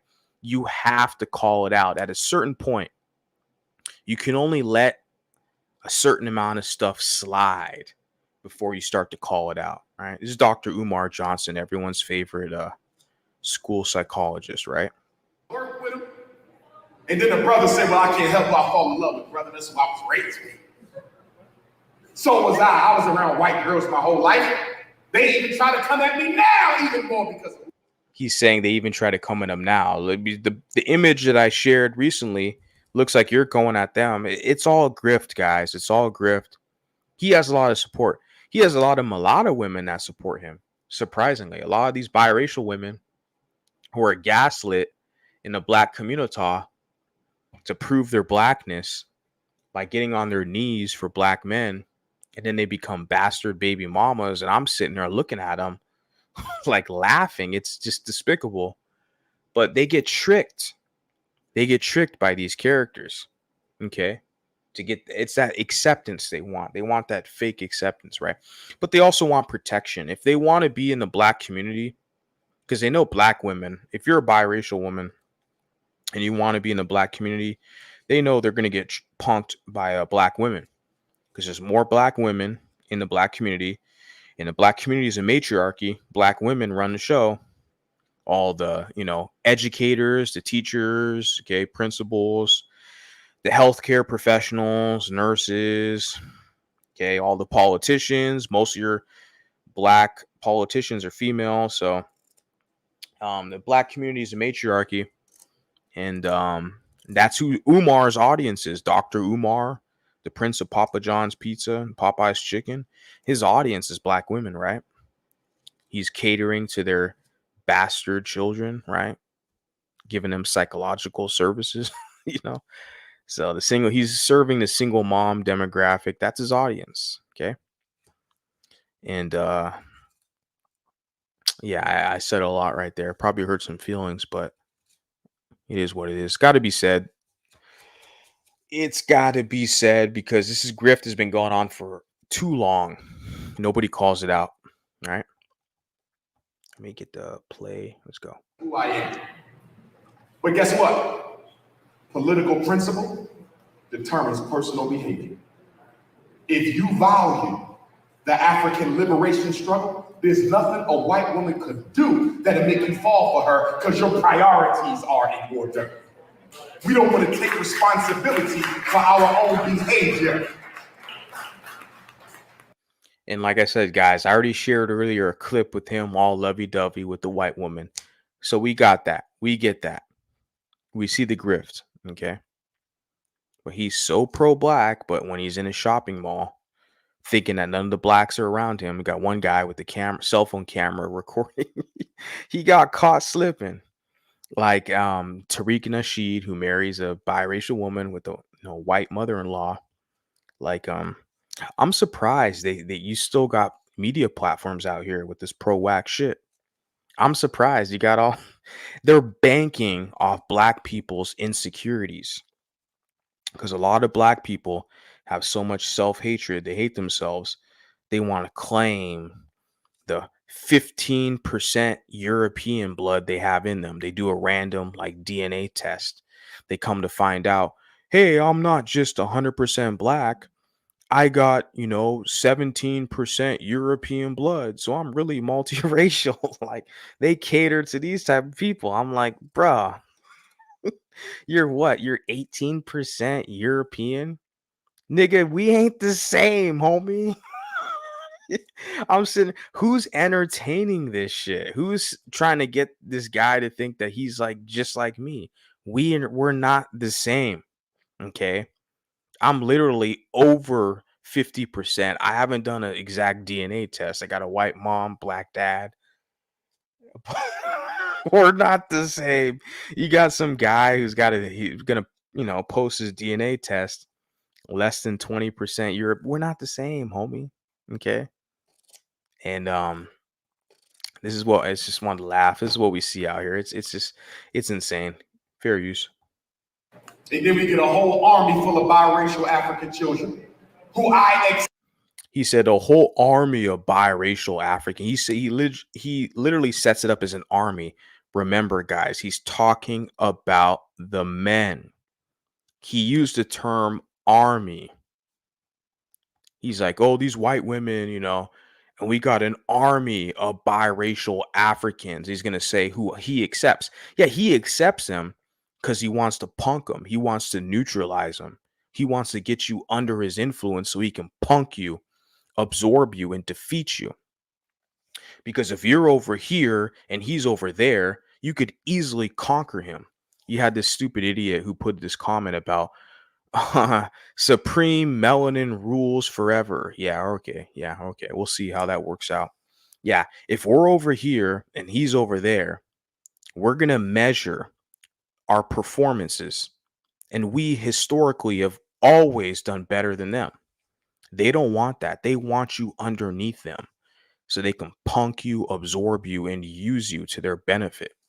So that's why Dr. Umar is like, oh, I accept them. He's a little more diplomatic. So, oh, you're part black. Oh, I accept. Like I said, I met the guy. Okay.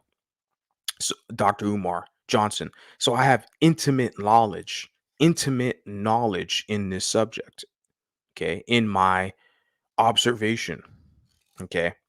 I have a real life kind of physical experience. So look, they fear you. They fear you that you'll outperform them. You'll awaken to the reality. You don't need them. They need you more than you need them. Okay. So, yeah, he'll accept you on his terms so he can punk you. Okay. But when he said the army, a biracial army, I'm trying to point out to the guys with all these conspiracy theories, these black nationalists, they're talking about the men.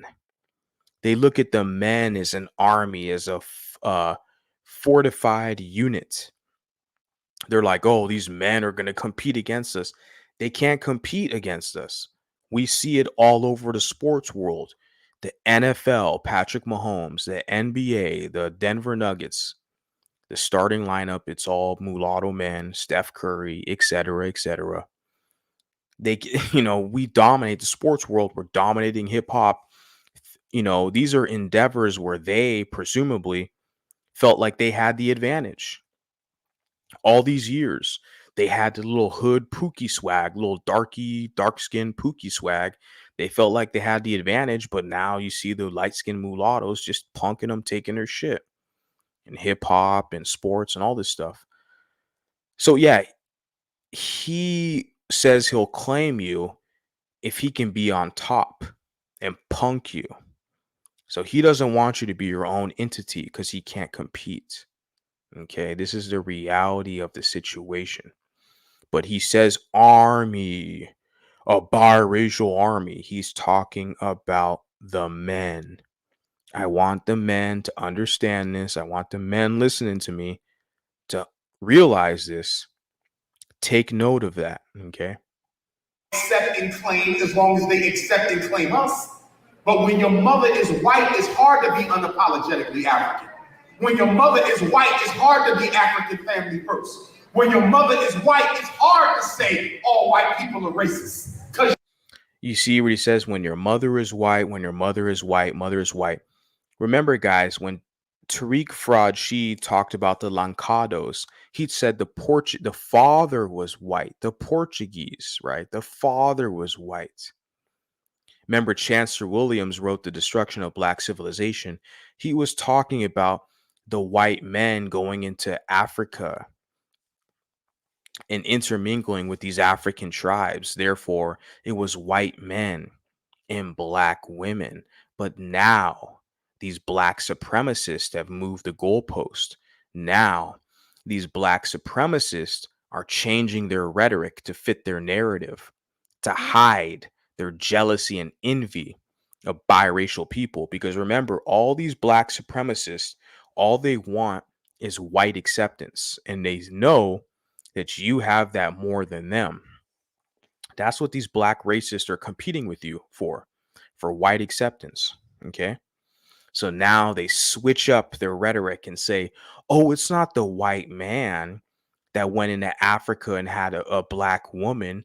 It's the fact that you got a black mom. You got a black mom. It's hard to be unapologetically African and you got a black mom. You guys see how they do that trickery?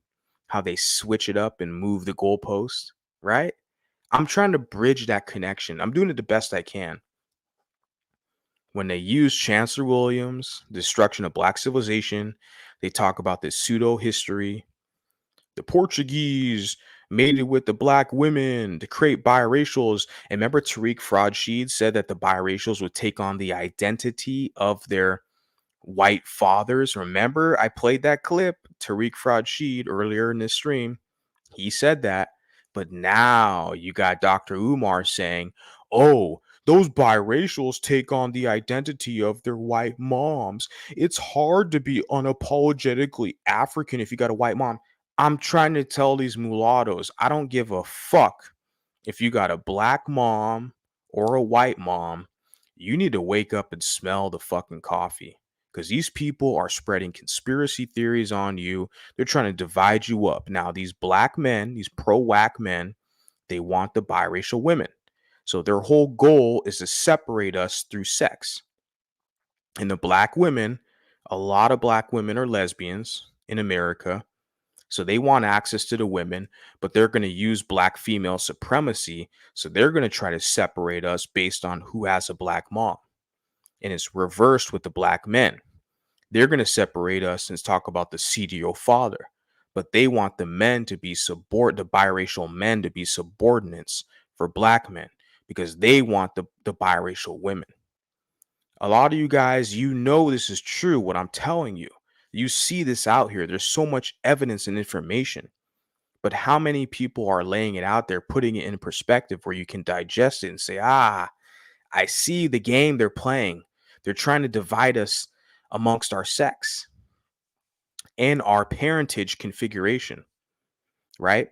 And these are the most divided tribalistic people on the planet. I'm talking about the African Americans. Africans, yeah, generally, but specifically African Americans. These are the most tribalistic, divided people on the planet. And you're going to let them try to divide you up based on whose mom is white or whose mom is black and all this crap. It's like, you look at their illegitimacy rates, 75+% illegitimacy rates. They can't even commit to their own women. They got passport bros trying to get a whole nother race of women to bastardize that group of people. You're going to let them come up in here and try to like destabilize you. Like, man, let's finish this clip off.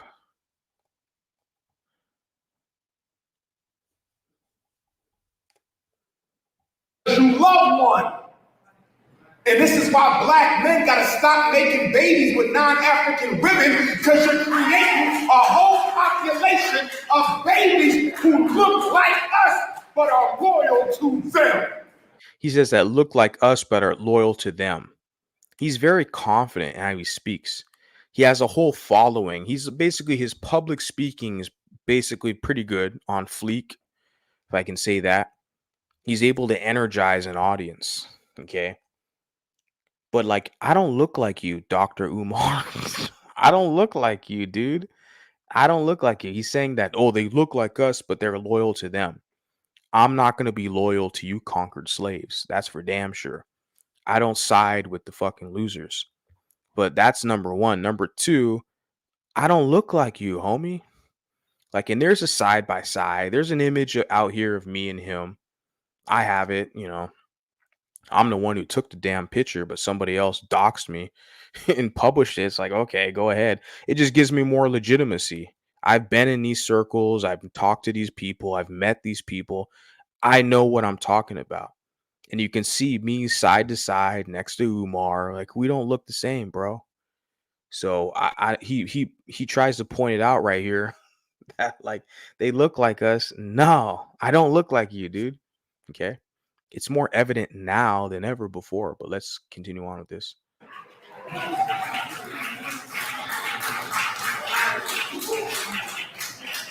Have you been watching the commercials lately? All the couples are biracial.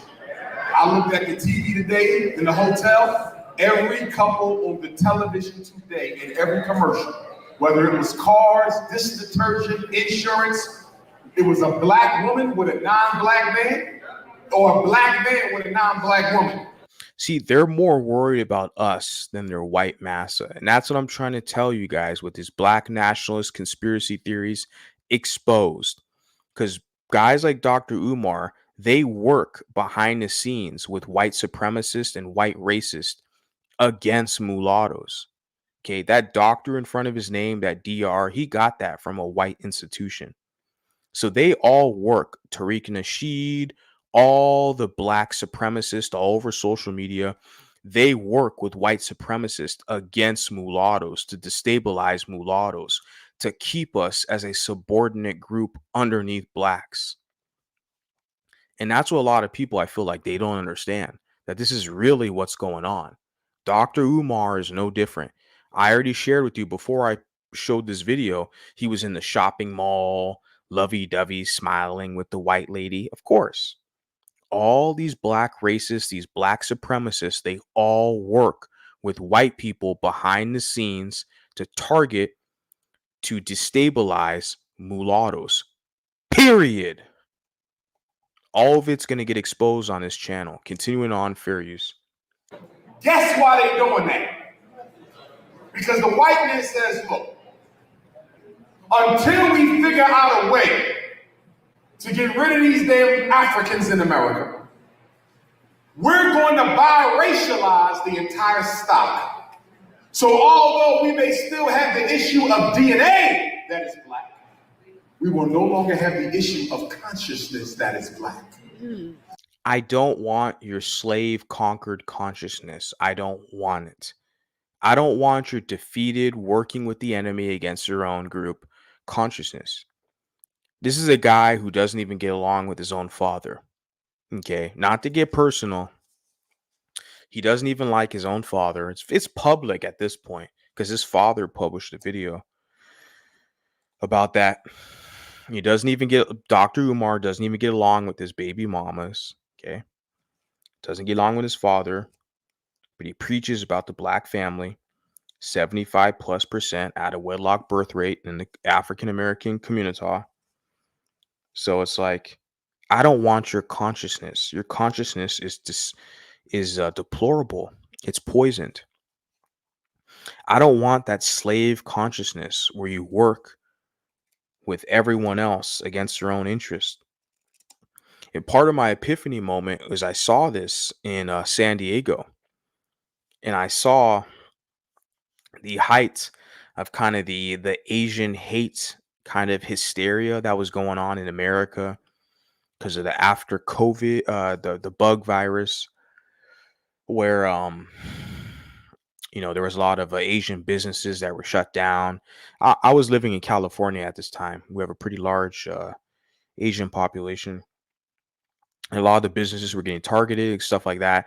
And the media showed a lot of coverage of black people attacking Asians, right? There's a lot of like hysteria, attached to that. And man, I saw all these I was doing like a lot of food delivery stuff, like DoorDash and stuff like that at that time, just as a side hustle. This is what, 2020, 2021. And I was going to a lot of businesses that were owned by Asians, a lot of restaurants, Vietnamese, Chinese, stuff like that. And I'd see black people literally lined up to the door to buy their food at the height of this like propaganda and hysteria. And even when I was in New York, I mean, it was funny. I visited New York City back in like 2014, 2015.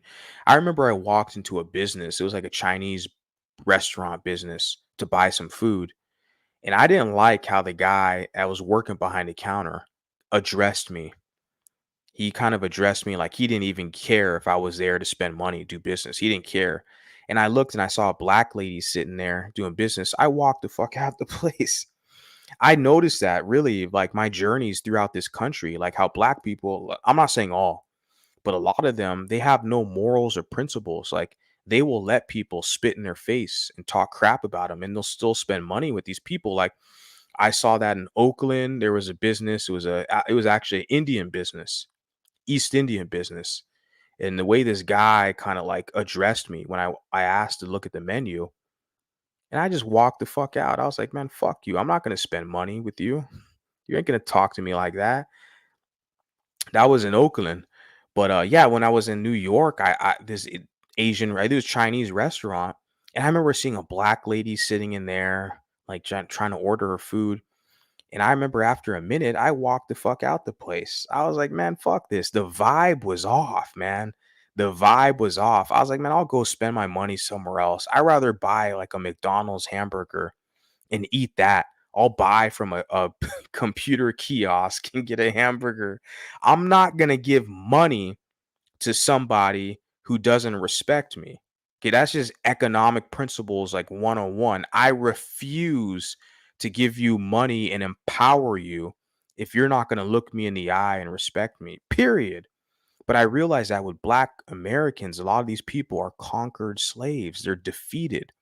They will finance and give money to people who hate them. And I saw this during this whole kind of Asian, you know, hate crime kind of, fiasco that happened around 2020, 2021, my epiphany stage.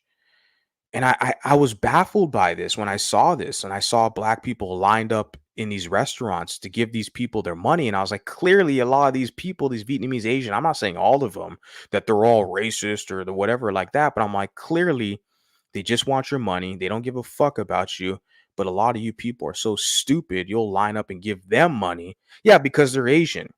But if it was a Black business, it was Black people who were giving you lip or talking to you a certain way, you wouldn't be, you'd want to fight. I know these people, man. You're dealing with people who are defeated in this society.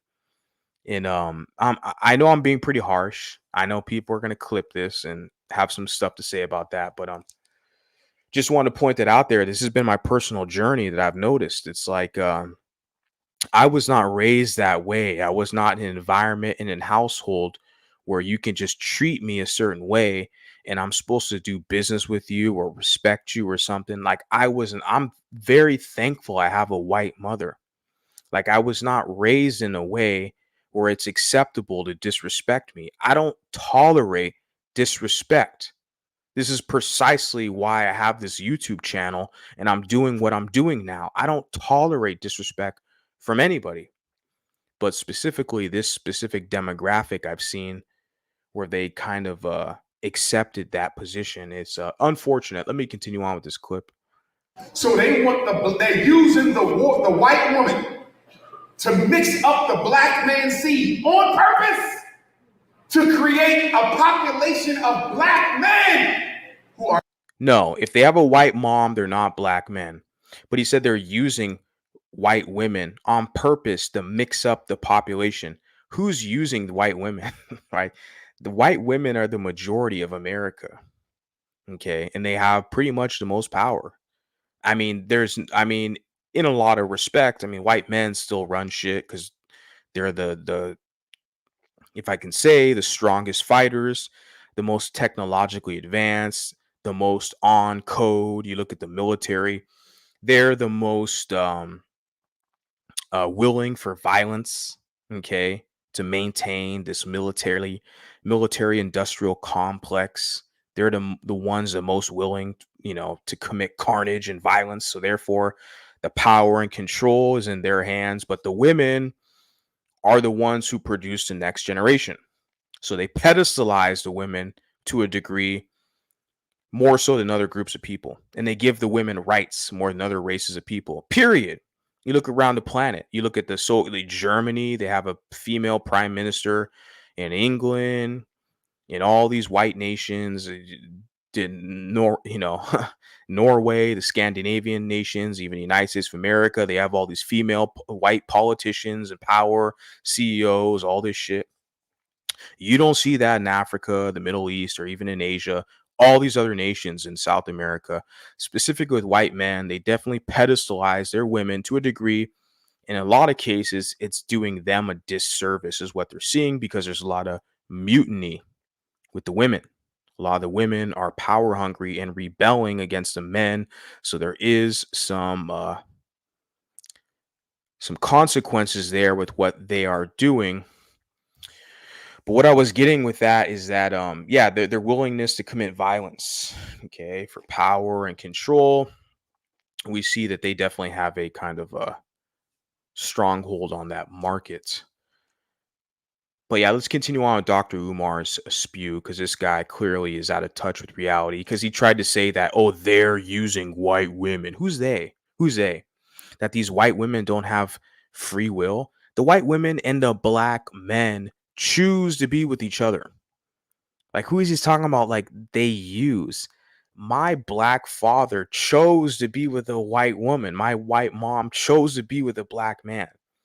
Like, he's trying to put this conspiracy out here that there's some other force out here that they're using these people to get together. Nobody's fucking. These are people. These are free Americans, black and white, that have free will to come together to create the best situation for themselves.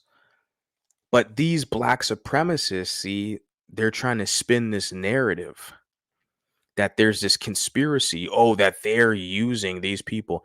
And like I said, this black supremacist, Dr. Umar, is getting paid by white people. Okay. Are no longer alpha. And then he's mentioned that, oh, that white woman and that black man, they're going to have a black child. No, bro, I'm biracial, mulatto. Me and you don't look the same. Dr. Umar, we're not the same. Okay. The world doesn't look at us the same. If me and you are in Africa, we're not the same. When me and you are in Europe, okay, nigga, we are not the same. Dr. Umar, you're only fooling yourself. You're not fooling me. And a lot of these biracials, these mulattoes younger than me, they're not being fooled by fools like you, Dr. Umar. Respectfully, I've met you. Like I said, there's a side by side picture of us. We don't look the same, nigga. Okay. So you're only fooling yourself with this shit, trying to say that the white woman's gonna have a black child. White women don't have black children. Patrick Mahomes is not a black man. Okay, I just saw a commercial recently. Patrick Mahomes, this dude's more white than he is black. He has a white mom. Okay, I think his wife is white as well. Patrick Mahomes is not black. You can pretend all you want with your little one drop rule fallacy. Patrick Mahomes is not not a black man. But these black supremacists, these black racists like Dr. Umar, they want to weaponize the one drop rule. They want to use mulattoes, okay, against white people and every other group to serve the black interest. And like I said, once the black supremacists are done with their tools, they break them, okay?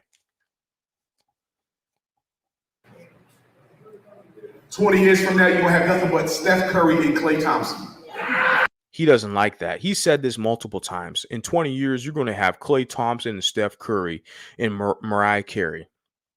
I told you, with these black supremacists, they hate mixed people more than white people, of course, because they're competing with mixed people for white acceptance. They love their white massa. They know they're powerless. I already told you guys, the willingness to commit violence, the technology, the technologically advanced civilization that whites have developed, nuclear technology, all the machinery and firepower. These blacks cannot compete. They can't.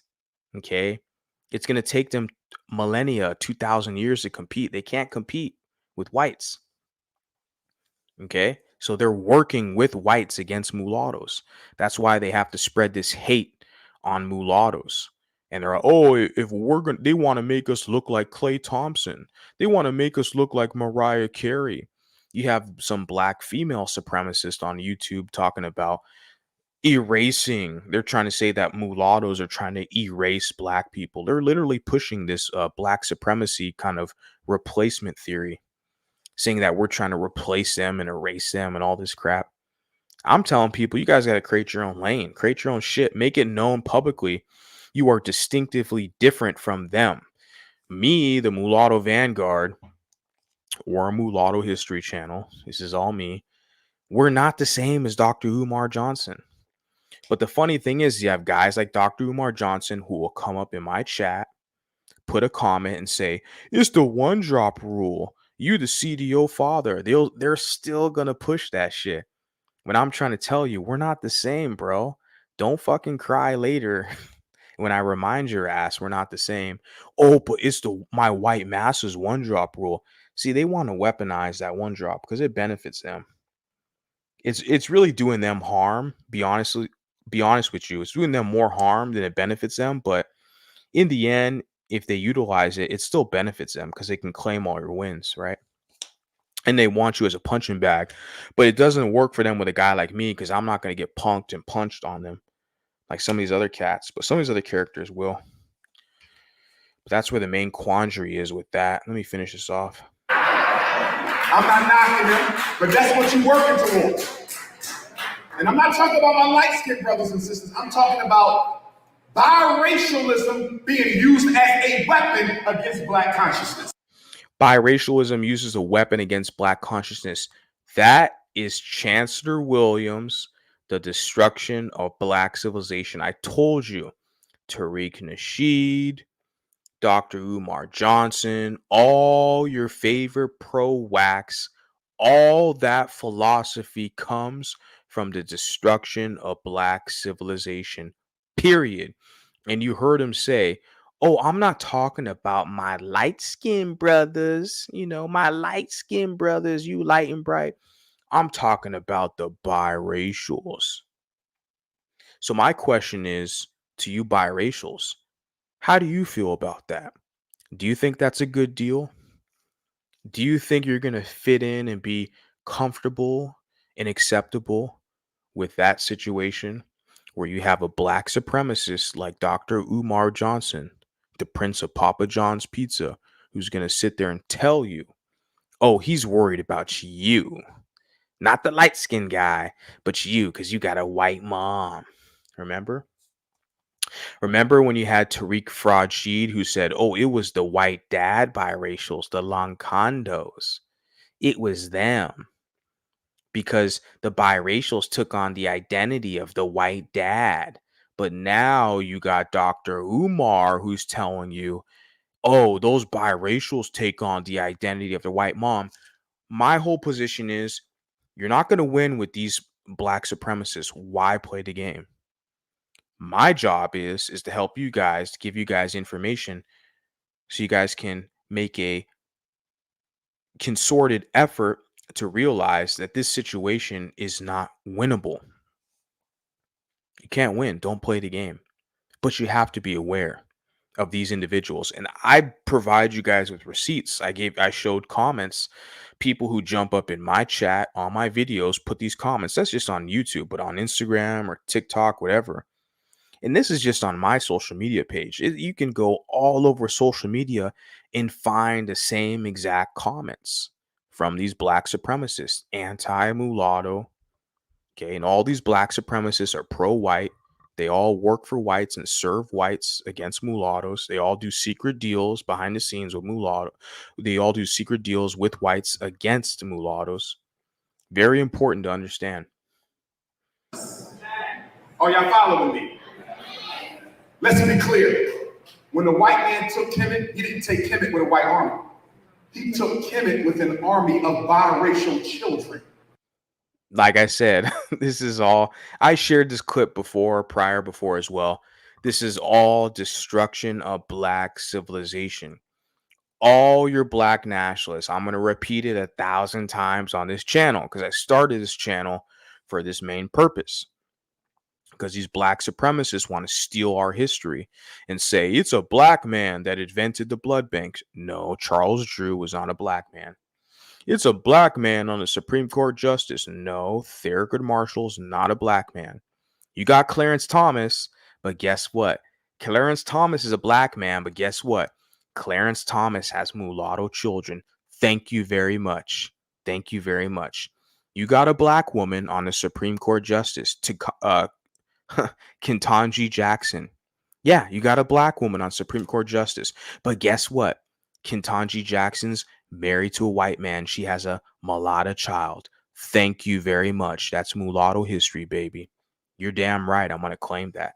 You got to challenge these black racists, these black supremacists. They're all working with white people behind the scenes to destabilize mulattoes. They're competing. These black supremacists are competing with mulattoes for white acceptance. My job with the channel is to wake these mulattoes up, to let them understand the reality of the situation. And a lot of them, they're getting it. It's clicking with them. They realize the situation. Yeah. Study. The Arabs didn't take North Africa with the Arabian army. They took North Africa with the population of biracial African Arab children. You see that? Everything's the biracials' fault. Now it's the biracials. If you got an Arab father and a black mother, it's your fault. You got a white mother and a black father, it's your fault. You got a black mother, white father, everything is your fault if you're biracial. According to Dr. Umar Johnson, all the blacks are innocent. There was no tribal warfare. There was no warring tribes. All the blacks got along. They're all friendly with each other. But it's the white man. And they mix with the women. And the children. See, he's trying to say it's the biracial children. They're going to grow up and be against you. This is all the destruction. I'm telling you, that book that Chancellor Williams wrote, it gets put to people like Dr. Umar Johnson and also Tariq Nasheed in Sonetta Studios and The Irritated Genie. And then all these black racists, these black supremacists, they have a ghetto savage audience. And they spread this information to their bottom dweller audience. And then you see these people out in public. Okay, maybe if you go to Target or Walmart or Costco, you'll see these people. You go to your concert, you go to school, you go to public, you have to deal if you're in those communities and you deal with these people, all this information gets transferred to them. So you see these people in public and you wonder why that they give you the side eye or you get mistreated, okay, by these black racists. That's because they're listening to Tariq Nasheed, they're listening to Dr. Umar Johnson, all these black racists who are spreading hate against you as a biracial person because you have a white mom. And a lot of, like I said, people aren't calling this stuff out. People are letting this shit slide. I know I did for years. Like I said, I started hearing this crap 2015, 2016. And, for a minute, I was just sitting behind the scenes for actually a while. I was sitting behind the scenes kind of like, really? Like these people saying this crap? But now, over the past year, I'm like, yeah, we got to say something. We got to say something. We got to get the receipts, collect the information, data, store it in the file, share it. Yeah, we cannot allow these people to get out here and spread these conspiracies, anti-white, anti-American, anti-biracial conspiracies. These are terrorists, okay? Dr. Umar Johnson, these are terrorists. They have the FBA hate cult. These are not your friends. They're anti-biracial, anti-mulatto. They're putting a target on your back. They're using their black supremacist manifesto, the destruction of black civilization, to justify their jealousy of you. They're putting a target on your back. And you have to call it out. You don't have an option because the hate is at an all-time high. You're in a position now where you're forced to call it out. At least for me, that's how I am. I'm forced to call it out. I can't let this stuff metastasize for any longer. The Chinese in Nigeria doing it right now. Chinese in Nigeria making babies with African Nigerian women out the wazoo. You know why they're doing it? Not because they love black women, but they know that if you build up a population of Afro-Chinese, they will look like the mother, have all the rights of a native Nigerian, but they will be loyal to the flag of China. So everything is against the mixed race, the mixed breed, the multiracial. See, he said it was the Arab and black, the white and black. Now he's saying it's the Chinese and black. That's how extreme he's going. Now the Blasians. So all you Blasians who want to kiss black ass, because it's funny how people try to say, oh, it's the white and black, the mulattoes who, because the dichotomy, it might be tough for you. It's more tough for you than other mixed groups. But I'm sitting there like, well, now you got Dr. Umar putting the Blasians on blast, talking about Chinese in Nigeria. Like, they don't give a fuck. It's because Dr. Umar hates black people, man. Anybody who's mixed with black, he hates them. He's jealous of you because he loves, I'm telling you, a lot of these savages, man, they're defeated and conquered. They love white people so much. They want white acceptance so much. Anybody who's closer to the white man, they hate that person. It's that HNIC, crabs in a bucket. They want to beat you down. It's this primitive tribalism. That's exactly what it is. Like, he's trying to paint everybody as being like duplicitous and anti-African, that you can't trust us. We're out to do no good. We're going to double cross and, be against you. But he's the good guy, though. Dr. Umar, who's got baby mamas. He's not married to a black woman.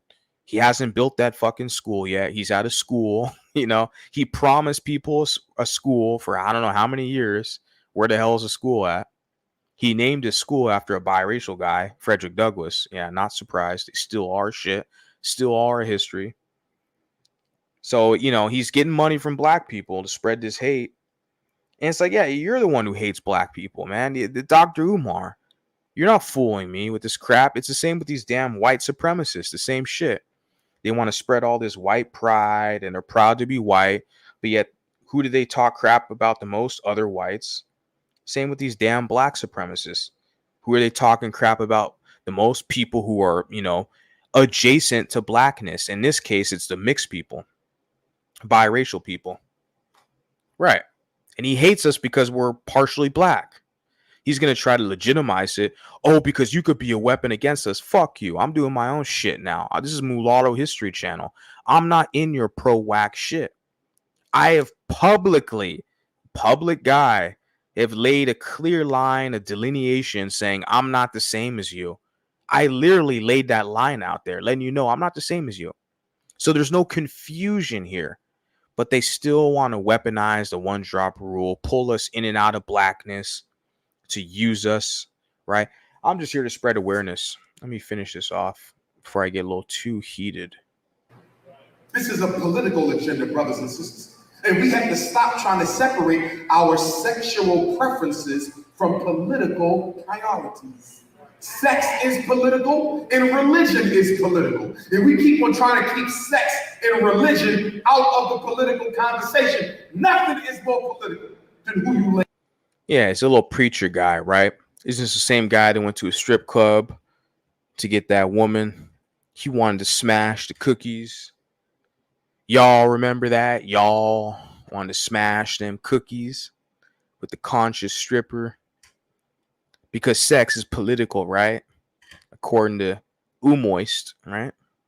Lay down with it, making a child. You understand? Not only that, the black man needs to understand that if you want a woman who looks white, we got her. He said, if you want a woman who looks white, we got him. No, you don't. Unless you're talking about albino. But I know what he's going to say. This is the one drop. He's going to sit there and say, like when he talks about Blasian army, he said that when the Chinese get with the African woman, he said the white man gets an African woman, or he said the white mom. You have a white mom. He's talking about biracial men. This is all sex. It's all interconnected with sexual politics. He's trying to make guard and dirty Mac and slander biracial men. Biracial men who have white moms and black fathers. He's trying, because we're the ones who excel in society. Vin Diesel, Patrick Mahomes, Barack Obama, Derek Jeter, all these NBA guys. The list goes on and on and on and on and on. Mulatto guys, biracial guys with black fathers, white moms were his number one competition for all these pro-whacks. They don't like us, the men, but they like the women. They want the women, the preference. So whenever you hear these guys come up here and spread these conspiracy theories, they're talking about us, the men. I'm trying to get the guys to realize this is reality. Now he's going to talk about, oh, if you want a white woman, we black people, we got all the women. We got every complexion under the sun.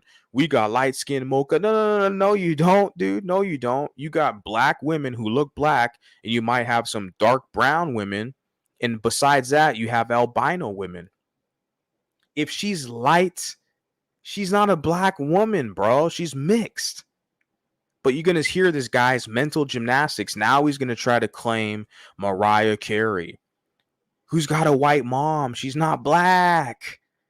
Black women don't look like Mariah Carey. But see, they weaponize the one drop rule. They want to distance that's how they destabilize mulattoes, to separate the sexes, to say, oh, the women are okay. The women are good. You can trust the women because they want access to the box. They want the women. But the men, oh, you have to watch out for them. They side with the whites. I'm not siding with fucking losers. You're damn right I'm going to meet your bitch ass on the fucking battlefield. I'm not siding with you. But this idea that I'm untrustworthy or duplicitous, you're not even important enough to me to worry. I avoid a lot of you people. Straight up, I avoid you. If you're not dancing, singing songs, okay, or paying me, I don't have any business with you. That's my position. But this guy is going to try to paint the picture that I'm working with people, with the white man behind the scenes because I got a white mom working with white men behind the scenes. It's like I don't even deal with you like that. I've met you. Okay. Yeah, that was what, in 2016, 8 years ago. Okay. Well, we're in 2024 now. Okay. It's a new day today. I'm going to my grandmother's memorial tomorrow. My grandmother Ida passed away. My father's mother, we was very close. But if you go to that memorial with me tomorrow in Philadelphia, you're going to think you're looking at a lot of white folks and they all black.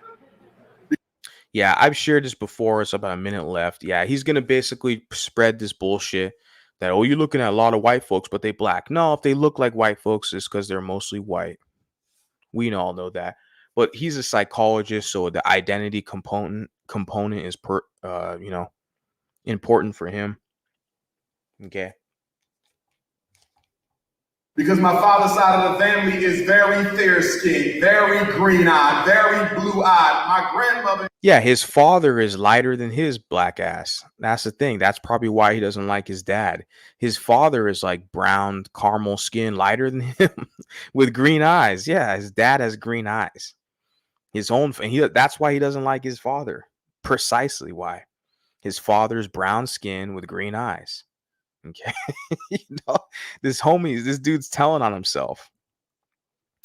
I'm not gonna finish the clip. I'm gonna share this, guys, for sure. I share everything I talk about in my streams. I put it in the description, so you'll have access to these clips and stuff. Yeah. So yeah, this guy doesn't even get along with his own pops, his own dad. That's precisely why, because your dad's brown skin with green eyes and shit. You're jealous of him, just like you're jealous of the biracials. You've already been exposed, man. Okay. So I'm gonna get your guys' comments because I've been here for a minute. But yeah, like I said, finishing this off. Like there's only like 40 seconds left of this clip, and he's gonna say, "Oh well, black people come in all shades." He's trying to convince black men, if you want a black woman, we got, biracial women. He's gonna one drop rule, right? We got light skinned women. We got Mariah Carey looking women. So first he'll say, oh, they're biracial. They're not the same. But then he'll turn around and be like, okay, look, you got to absorb these people, neutralize them, interbreed with them. Dark skinned men get the biracial women so that you can absorb them. So raise their children to be mostly black, to serve blacks, to be subordinates, to be punks underneath blacks so they don't have their own identity. So that's basically his whole position, is to neutralize mulattoes, to absorb us. That's his position. Tariq Nasheed, same thing. To absorb the mulatto group into blackness, to neutralize us. Okay. Very obvious, very evident when you analyze all of the rhetoric and all his lectures and all his speeches and everything. Okay. So let's see what we got going on out here with all you people out here in the comment section. Shout out to you guys. I've been talking shit for over 2 hours. I didn't think I would be up here this long, but whatever, I'm here. Let's get this going. Got a bunch of comments. Shout out to you guys in the comment section. They were also better off than white people in Louisiana in many cases. It's more like mulatto history. If it was actually black history, it would be 2 weeks in a booklet. Yeah, Black History Month, right? Oh, yeah. I think I got some more stuff to share about that in the next week or so. Yeah, I was somewhere recently and saw they had like a picture. I always look at Black History Month, one of the hallways that I was walking down, and I'm seeing a picture of Frederick Douglass and Rosa Parks. I'm like, these aren't blacks, okay? Yeah, Frederick Douglass looks more black. You look at his hair texture and stuff, you realize, oh, wait a second, he ain't a blackety black, not like Umar. Even though Umar Johnson wants to name his school after Frederick Douglass, it's like, they The hairline, hair texture says otherwise. He's got something else going on, right? Only 15% of African Americans have native ancestry, and of that 15%, about 5% have about 2% at the most. Yeah, yeah. But the thing is, like, there was someone who subscribed to this channel today. I got a notification, right? I still have my notification on for some things, but on this channel, I saw someone subscribe, and I look at the channel. It's a Negro guy with the fucking, Indian headdress on with feathers on. And I'm like, oh my God, just give it up. I feel embarrassed for them. Now, I don't even want the subscriber. If the guy's listening to me, if you want to unsubscribe, that's on you. I don't even care, man. I don't care. I'm not a hoe. I'm not begging for subscribers. It's just, I see this. I'm like embarrassed for you. Like, they want to steal the Native American history from these people.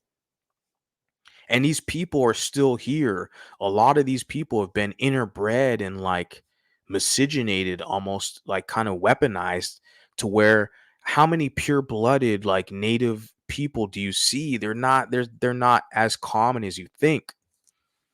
A lot of the reservations, I mean, I'm more acquainted with the Navajo in like Arizona, the Southwest region, because I'm from California, but I've drove through, Arizona and stuff like that. Been around South Utah, that area frequently, a few times, I can say. So where I've seen a bunch of these people out there, and it's like, yeah, man, like in America, the pure-blooded like Indian people, that's why they have the blood quantum kind of metric that you have to have a certain amount of Indian blood to be a member of tribal access membership. And it's just sad to see these blacks who hate themselves as African Americans who want to claim another group of people's like history. I'm disgusted and insulted by that. And I feel for the Native American people, like it's just disgusting to see these group of people like want to steal another group of people's identity and try to claim it as their own. I fucking hate that, man. And I see that. So yeah, I saw this guy who subscribed to my channel. His avatar picture was like this dark skinned black guy, but he had the Indian headdress. And I'm thinking to myself, man, just unsubscribe. Okay, just unsubscribe. I don't care. I don't want to entertain you people. This is the wrong channel. I don't want that shit over here. That fake Indian stuff. I don't want that stuff over here. I'm insulted by that, man.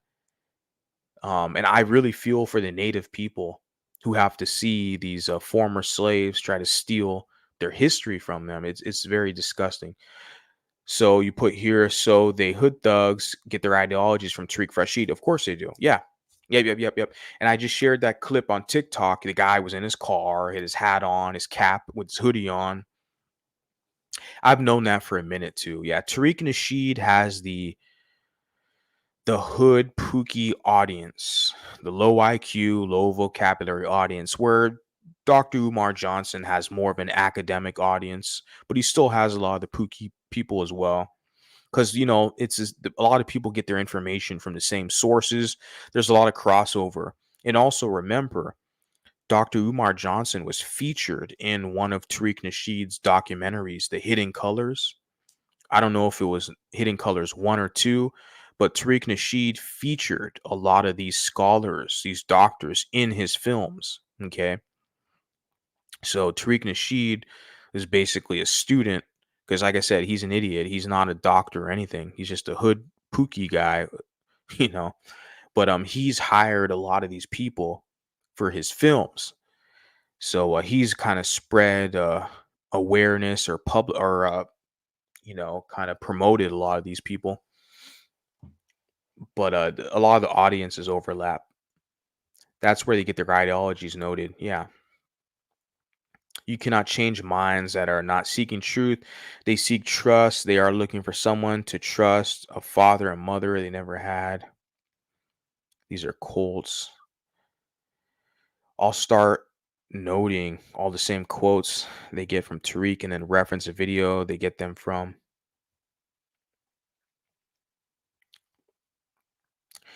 They want the men to, a lot of them are down low. Yeah. Yeah, there are a lot of down low. Yeah, a lot of them are down low. Yeah, yeah, for sure. Yep. This is true. They look for a father figure, and these cults are what they look up to. Yeah, the FBA cult is one of the more prevailing cults right now. You see, with like the black hate group, the black extremists, they push the FBA thing. So whenever you see the FBA, you're gonna see anti-biracial, anti-multiracial rhetoric, anti-American rhetoric in those groups. So you definitely have to note that. This is true. He just has a recent pic from a woman.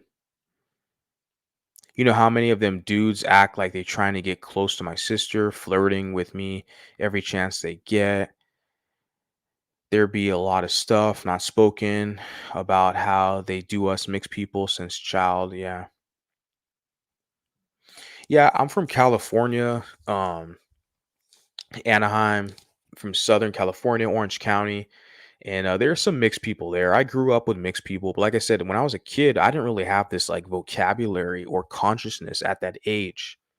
I didn't look at things the way I do now. But now reflecting on it as an adult, looking back, it's like, well, I kind of always grew up. There was always like mixed people there. Like, I think the beneficial thing for me is I didn't grow up in a majority black environment. I've always had black people around me, meaning family members or friends or like teachers or something like that, associates or like people who work at companies, stuff like that, right? At the school, whatever, or any other company, but like they weren't the majority. I wasn't in a hood, you know. I'm from the hood. I'm down with the hood. Like they weren't the majority. So they never had that influence over me to try to punk me because I was mixed.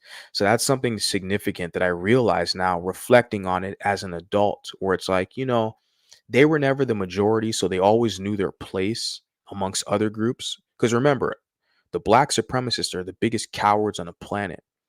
They can only attempt to attack biracials. They can't attack any other groups because they know they'll get put in their place. So they always try biracial and multiracial people. They want us to be their subordinates. So they always, jump into our channels, jump into our social media to try to punk us, right? And weaponize the one drop rule. But yeah, as a kid, I never really saw any of that crap because they always knew their place. They were the minority. It's just when you get into social media, you go to spaces that are like mostly black and stuff like that. Then it's like, oh, you see all the hatred they have, right? What is the reason they want to reason parts from fetish? Fetish, only fetish. Mostly if they don't see us as individuals, we all don't have the same kind of white or black.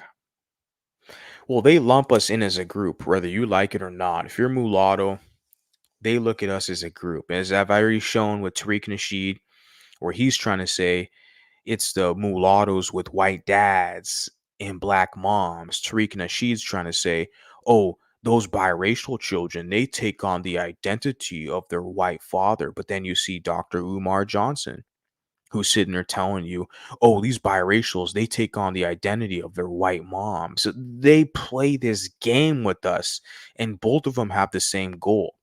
They want to destabilize us, they want to use us and abuse us. Okay.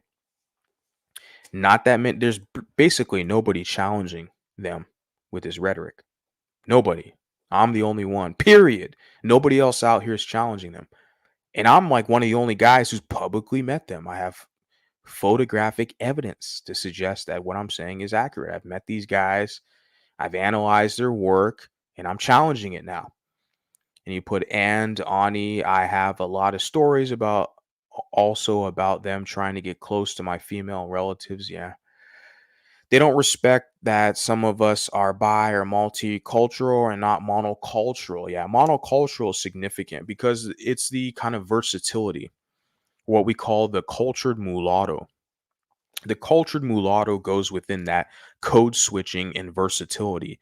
The fact that are adaptable, we can navigate white spaces and excel get to the presidential office or Senate or whatever, the head of the corporation. We can get into black spaces and basically lead their movements. Colin Kaepernick, Elijah Muhammad, etc., etc. So is an element there of this cultured mulatto who is not monocultural, but that is multicultural, as you put bicultural, right? We can navigate both of their different spaces effectively.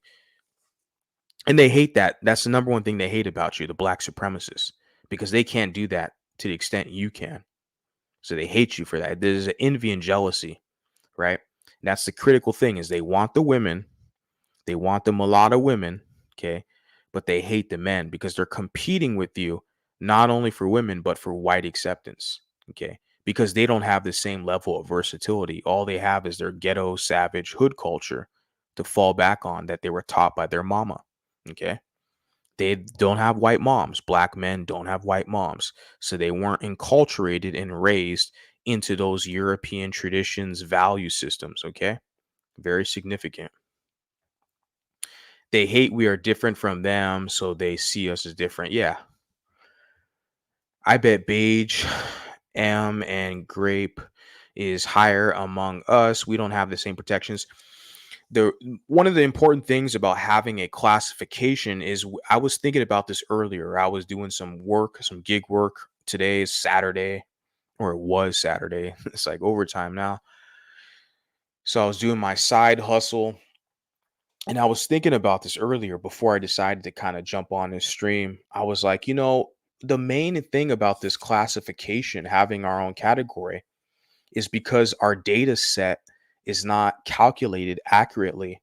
And we've been talking about this for a minute. Even shout out to Flowers. Me and Flowers have been talking about this. Other people as well. When we have our own classification, when they do our statistical data and they analyze that mulattoes perform at a different rate than monoracial blacks.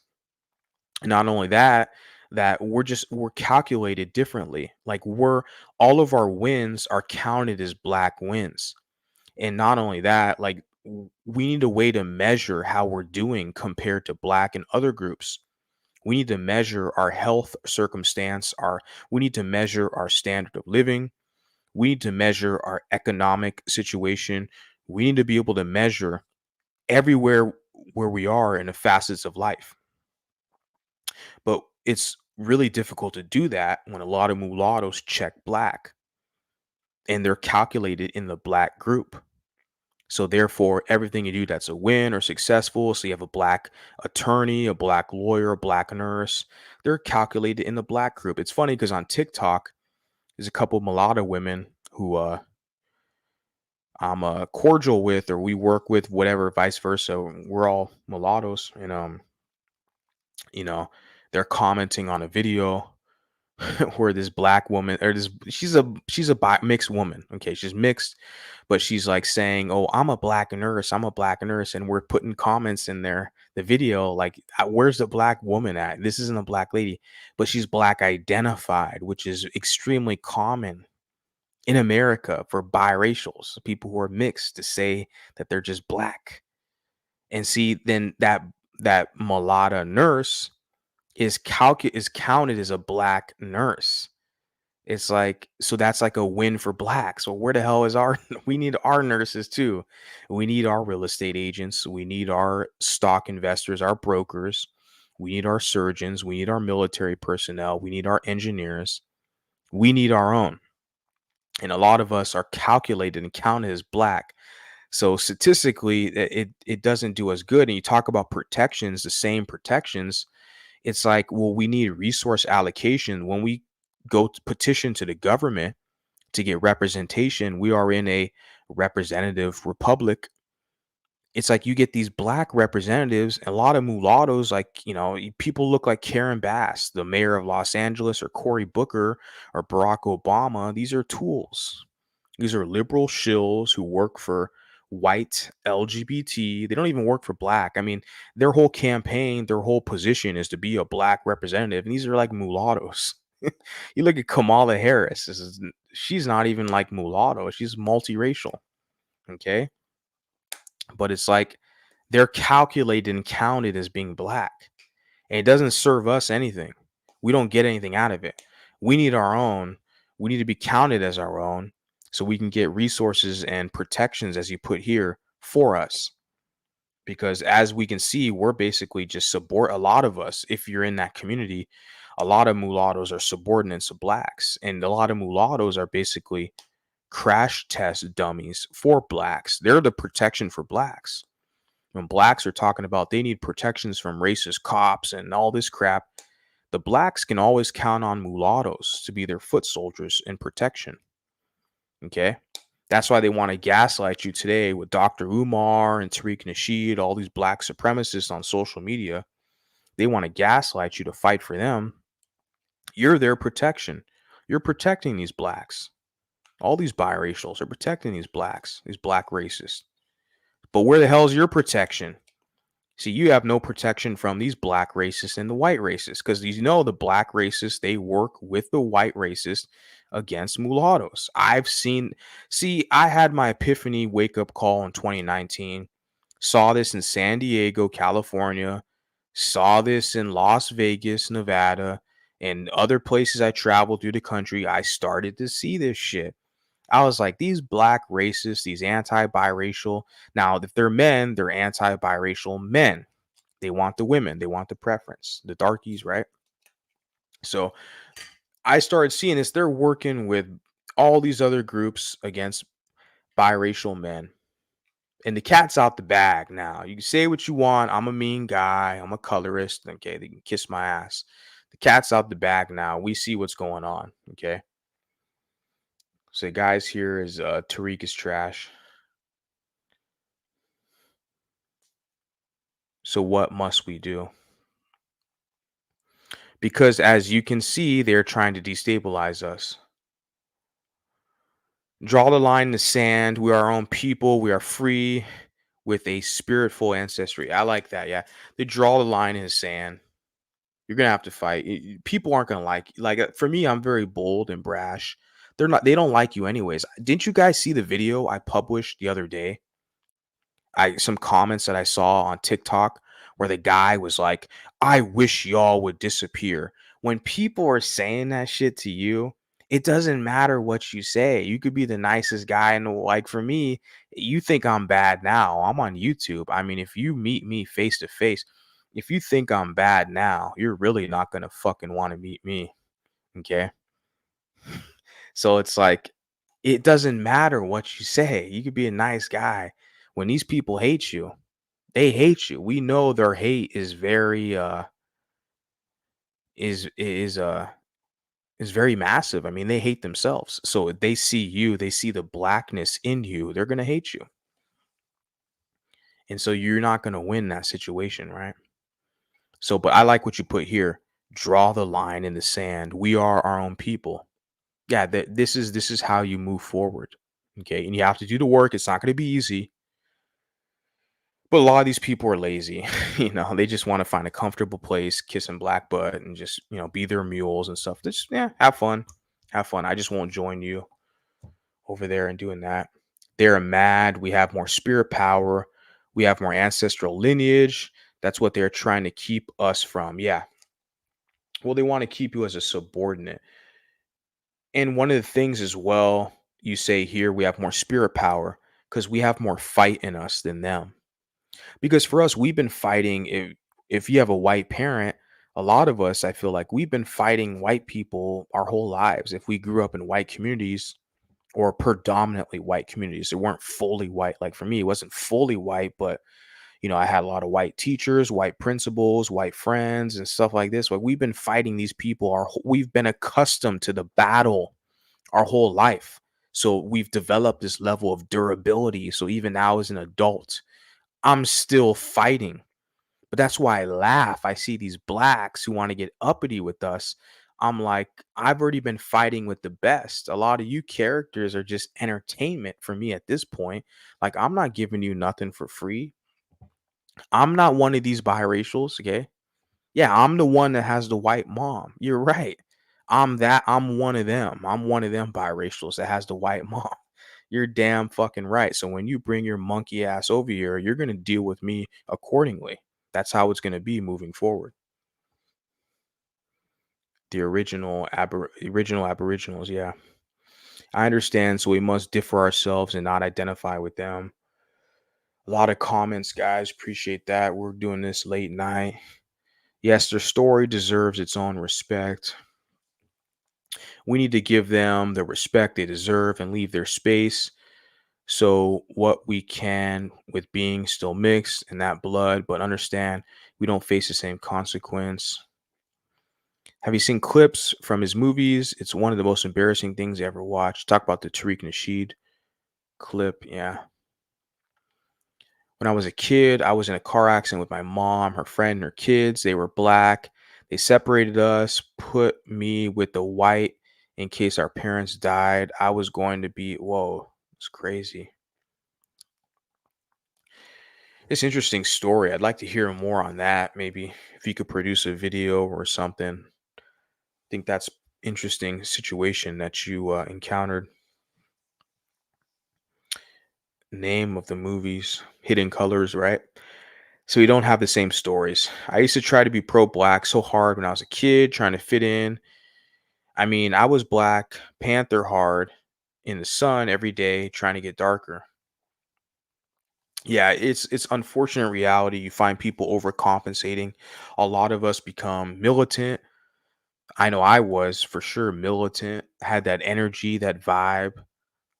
But after a while, you start to for me, from my own personal situation, is you realize, oh shit, you're being positioned as a stooge.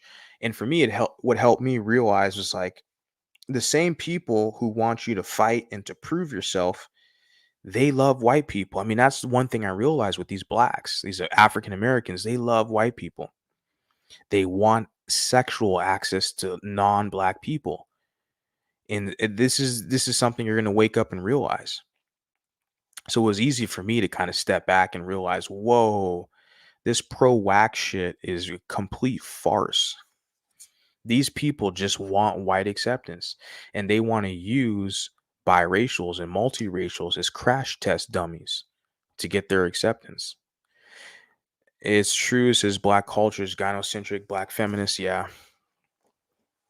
Yeah, all the pookies, all the thugs, they all serve black women.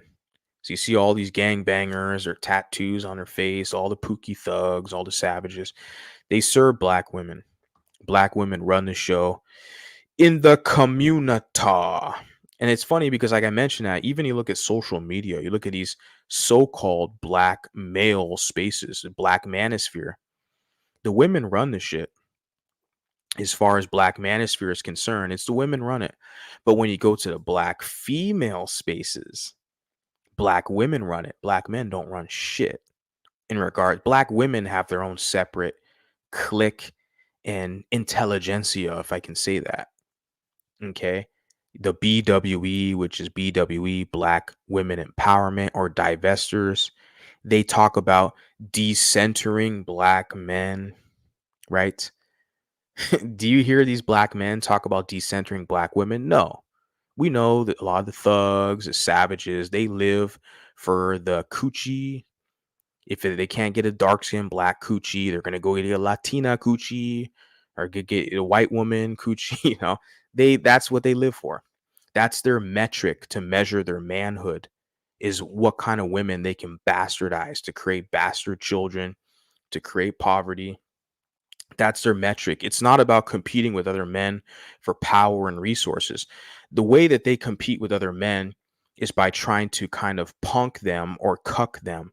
They want to try to conquer the men by getting the women, impregnating the women, and having bastard, illegitimate children. That's their way, the savages, of trying to get back at the men and conquering the men. Literally, this is their strategy. You see this everywhere. This is their philosophies. If you examine them and study them enough, how the savage operates, they literally think by bastardizing these other groups of people that they're competing against these men. But look at where they are today. Like it's they're still here to entertain us. They're here to dance and sing songs for us. They don't have the respect amongst civilized society. People are not going to like me saying that. I'm calling a spade a spade. Tell me I'm wrong. The Hidden Colors series, I think MVG is showing clips from one of them. Yeah, that's what I was doing. Yep. I remember because the video quality is really low in them. Yep, guilty, been there, done that. No problem, you mind, but good laugh at them. Yeah, you're talking about the cult leader and the brother polite. Brother polite. Darker AA really give each other hell for their black features. Uh uh he said they would, yeah, delete us because some of us are too light. I know I'm gonna get hate for this video, for this live stream. Shit, the other live stream I did with Phil, I was actually a lot nicer than that one than this one. A lot of that's why I got I got a lot of material for this stream. I was like, you guys make it easy. All these people in the comment putting these comments about Chancellor Williams, you people are making it easy for me. You're giving me good material to talk about to grow this channel. Chancellor Williams, please tell me more. Tell me how the mulattoes are duplicitous and are a buffer class. Tell me. When I'm not fucking black, I was never a part of your group to begin with. You were lucky I was even around you and to begin with. I was doing you a favor, associating with you. It's like you need me more than I need you. What the fuck? What do I get from dealing with you? If you're not making me laugh, like what the hell? But I love those conspiracy theories. This is precisely why I started making material for social media. Okay.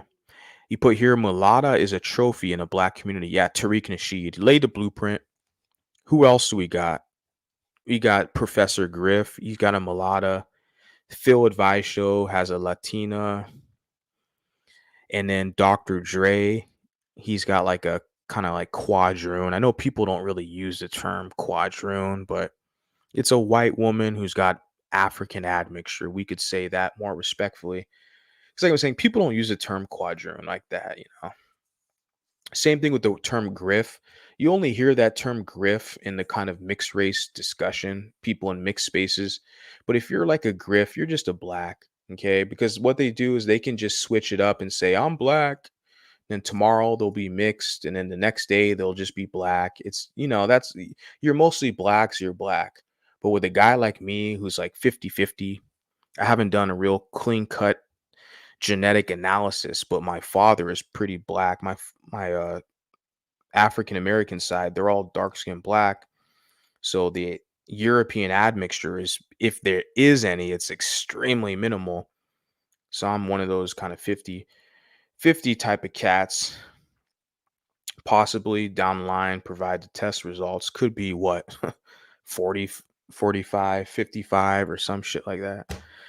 Whatever. But a guy like me who's like kind of split down the middle, I'm not the same as a guy who's like 70-30, 70% African. We're not enculturated the same. We're not the same. Okay. So but what I see is some of those type of people want to pretend that we're in the same boat or in the same group. We're not. Okay. Respectfully, I'm letting you know we're not. Yeah, mulatto is trophy wife in a black community. Yeah. But it's not in the white community. See, that's the interesting thing right there. And I've noticed that I put that in a I did a video because someone put a comment on my other channel about how mulatto women, like, yeah, it's just in the, and when you deal with these blacks, but that's because black men, the black community, even though it's a matriarchy, it's gynocentric, they still pedestalize and coddle black men. That's why the pookie thug, the degenerate thug like Da Baby or any other black rapper, they have high status in the black community. You could be a scumbag, piece of shit criminal, and all these pro blacks will defend. You notice that the pro blacks, they defend George Floyd. George Floyd was a fucking criminal. He had a white girlfriend. They're both crackheads. Even George Floyd held a gun to like a pregnant woman. You guys heard about that?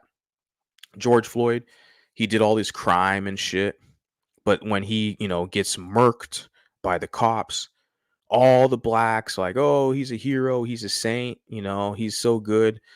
It's like you see how they defend criminals, these black men who are fucking criminals. You see how they defend them in their community, right?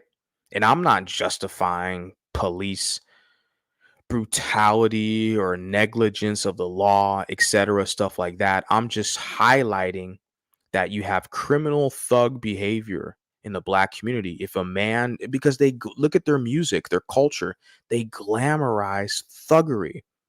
There's no escaping that reality that this is a fact. You can blame it on white supremacy, blame it on the mulatto vanguard, blame it on, police brutality. But we know the black community glamorizes thuggery, violence, and criminality. And especially if you're a man. So even though the women kind of run the show, they still coddle and pedestalize the men. Okay. So that's why I see the mulatto woman has a high standing in that community, because they are the preference amongst the dark skinned men. They want anything light skinned. They'll take a fat elephant as long as that fat elephant is light skinned. I'm not joking. Seriously, straight up. You could be a fat walrus as long as you're light skinned. One of these dark skinned pookies, they're going to want to get that. Okay, the standards are a lot different. Yeah, but like the mulatto woman in the white community, they're static. They're not a trophy. They're not a trophy amongst these Latinos. The mulatto is not a trophy in Asian community. No, no, no. Only in the black community. But then you look at the illegitimacy rates, and I see these mulatto women, even in the UK, when I examine some of their kind of demographics in the UK, looking at these mulatto women, single moms, got a bastard kid by some black. I'm like, oh, you want to act like one of these Americans? Oh, okay, yeah, yeah. You're a biracial woman, yeah. You got a cute accent. You're from the UK, yeah. I like you, yeah. But you want to act like one of these damn Americans? You got knocked up by a black guy. You got a bastard kid. You want to, and it's like I look at the numbers here, and I'm like, it's not looking good. This is not something to be proud of. This is not a you know an admirable trend to partake in, to be a single mom. Like the illegitimacy rates in that community is staggering, and we know it's the highest amongst any other group. Okay, so of course, if you're a trophy wife, you're a mulatto trophy wife in the black community, just so you know, we see that the numbers there's single moms. Okay, and my whole thing is, hey, have fun. He's panders, exploiting his own. That's business. He used to give pickup advice. Yeah, Tariq fraud sheet and war pimp suits. Same as Jordan Peterson. They are no different than Andrew Tate grifters. Yeah, yeah. Andrew Tate's an interesting case, right? Yeah. The thing I like about Andrew Tate is at least he did the kickboxing shit. Because I'm a fan of combat sports. I like fighting. Combat sports is a masculine endeavor. So I give Andrew Tate will have points about that. But the whole thing where he did like the webcamming business, and I heard he said something about trying to scam men out of money. He tried to pretend to be a woman online to scam men. I don't like that shit at all. Like that's disgusting.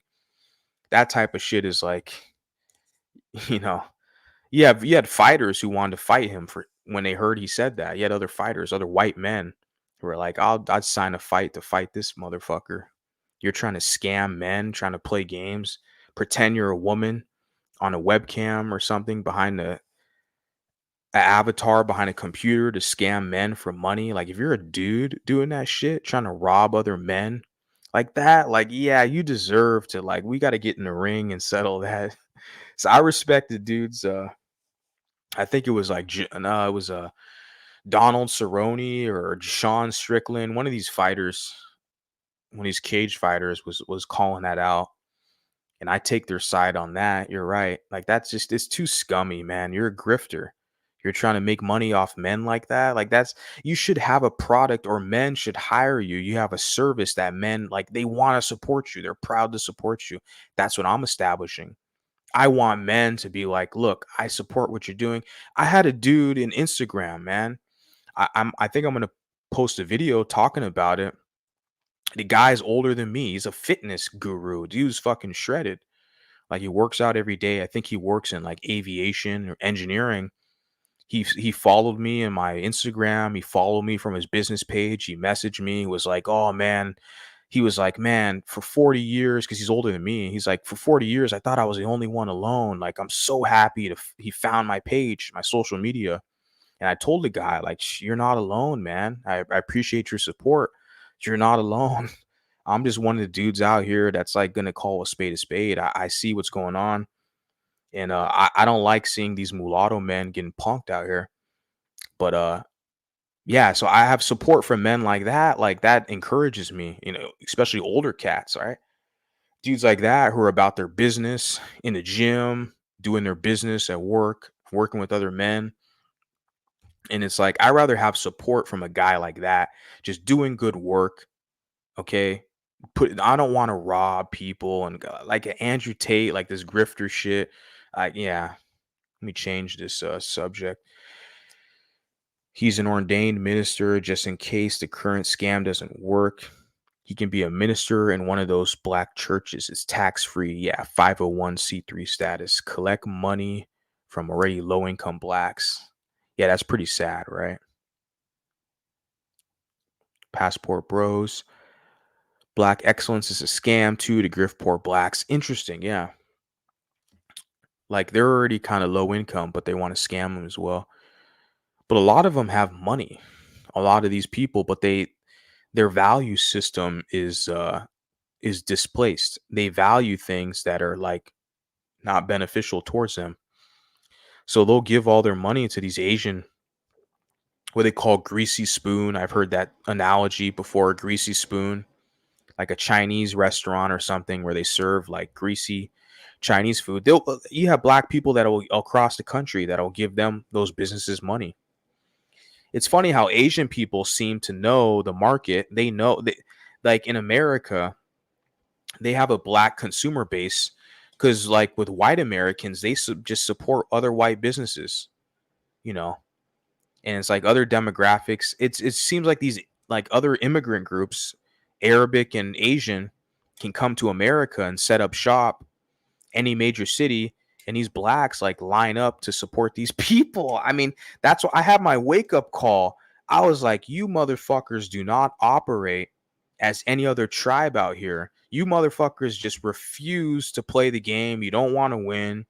Dr. Claude Anderson, another mulatto, wrote all these books to help you people. Powernomics. You want to, these motherfuckers don't want to win. Once you understand that most of these people just want white acceptance, and if you're half white, you got to play the game to win. You got to get the best deal out here. And like they're trying to get advantages over you to get the women. So you just got to remind them that you see what they're doing, put them on blast, and let them hate. They're gonna hate. They hate you for existing. Your competition, but that's fine. They're gonna pay either way. They're gonna pay somehow. I'm gonna get something out of them. If he hate us biracial men so much, then why do produce us so much? Yeah, that's the well, the thing is they like I said, they create a lot of bastard kids, okay? They create a lot of bastard illegitimate kids. You notice some of these rappers, they have like lot of kids, right? Like Flavor Flav and like Future. Some of these rappers, they have like a ton of kids. Like even Nick Cannon has like a ton of kids. I don't know how many, maybe 10 kids or so. Like, but my multiple women is what I'm saying too. Not just like if you have a ton of kids by one woman, that's one thing. But I'm saying like Flavor Flav or like the rapper, or then like Nick Cannon, and who else did I mention? Another rapper, Future, the rapper. Yeah, they got a ton of kids, but it's by a ton of different women. They like to bastardize people, man. And I'm like, a lot of people are not gonna like me saying that. That's the nicest thing I've said so far in this stream. To be real with you, man, I got a lot of other mean shit I could say, but It's just the truth. And like I said, they look at it as they're conquering groups of men when they're doing is making a situation worse for themselves and for their kids. They're actually putting their kids in danger, to be honest with you. They're trying to bastardize and they want to try to like rub it in. They want to act like they've conquered a group of people or something by getting with a kind of lower tiered woman. Now you can use what's her name, the Kardashians as an example, but those Kardashians didn't get with some low quality pookie thug, right? Kim Kardashian only dealt with guys who had money. Kanye West is like close to a billionaire right now. He's not like some lower class black, right? Same thing with like I think the one of the Kardashians had like a rapper. I think it's Kendall or Kylie Jenner. One of the Jenner Kardashians got with some rapper guy as a ASAP Rocky or one of these rappers. I don't know the name. But the rapper guy at least was a millionaire, right? Even though she had more money than him, he still wasn't like lower tier, even though she had more than him. But that's because they're kind of like they're like pets. They're like props, right? With those kind of women. If I can say that. I don't want to say too much to get canceled. You gotta subscribe to my Patreon for that. Passport Bros is the best names to call them. Call Passport Pookie or what? Mulatto kids. Tariq don't have enough African juice. He's a griff.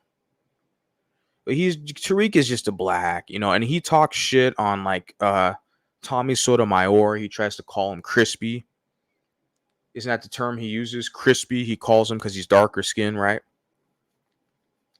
But that's how it is, man. Like what they do in their own community.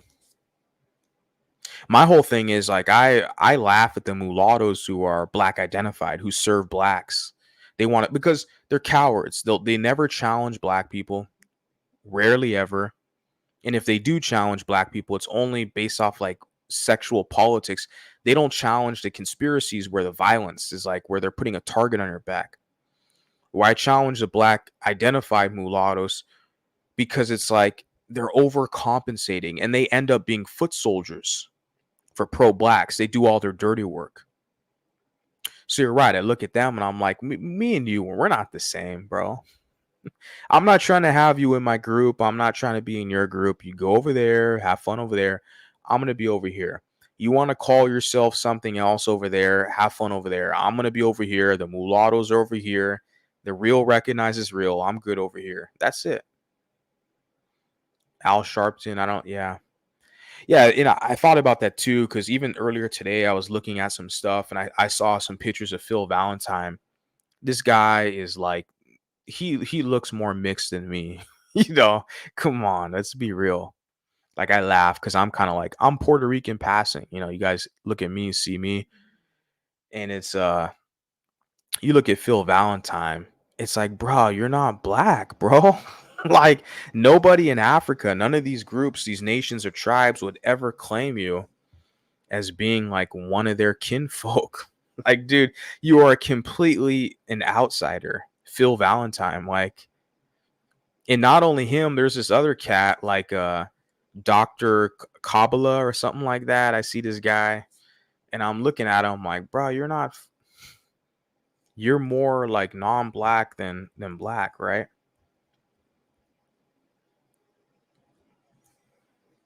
Yeah. Thought that was pretty funny. Yeah, Phil Valentine, that always gives me a kind of that always makes me laugh. He's like the most non-black looking guy, but pro-blacks really like him because they can use him as their foot soldiers, right? They love mulattoes who are like crash test dummies. I'm actually convinced African Americans see whites. Oh yeah, this is exactly what it is. Yeah, once you figure this out, you've discovered African Americans to a T. That they live for their validation, right? I'm not saying all. I'm not an absolutist, but this is pretty much what I see.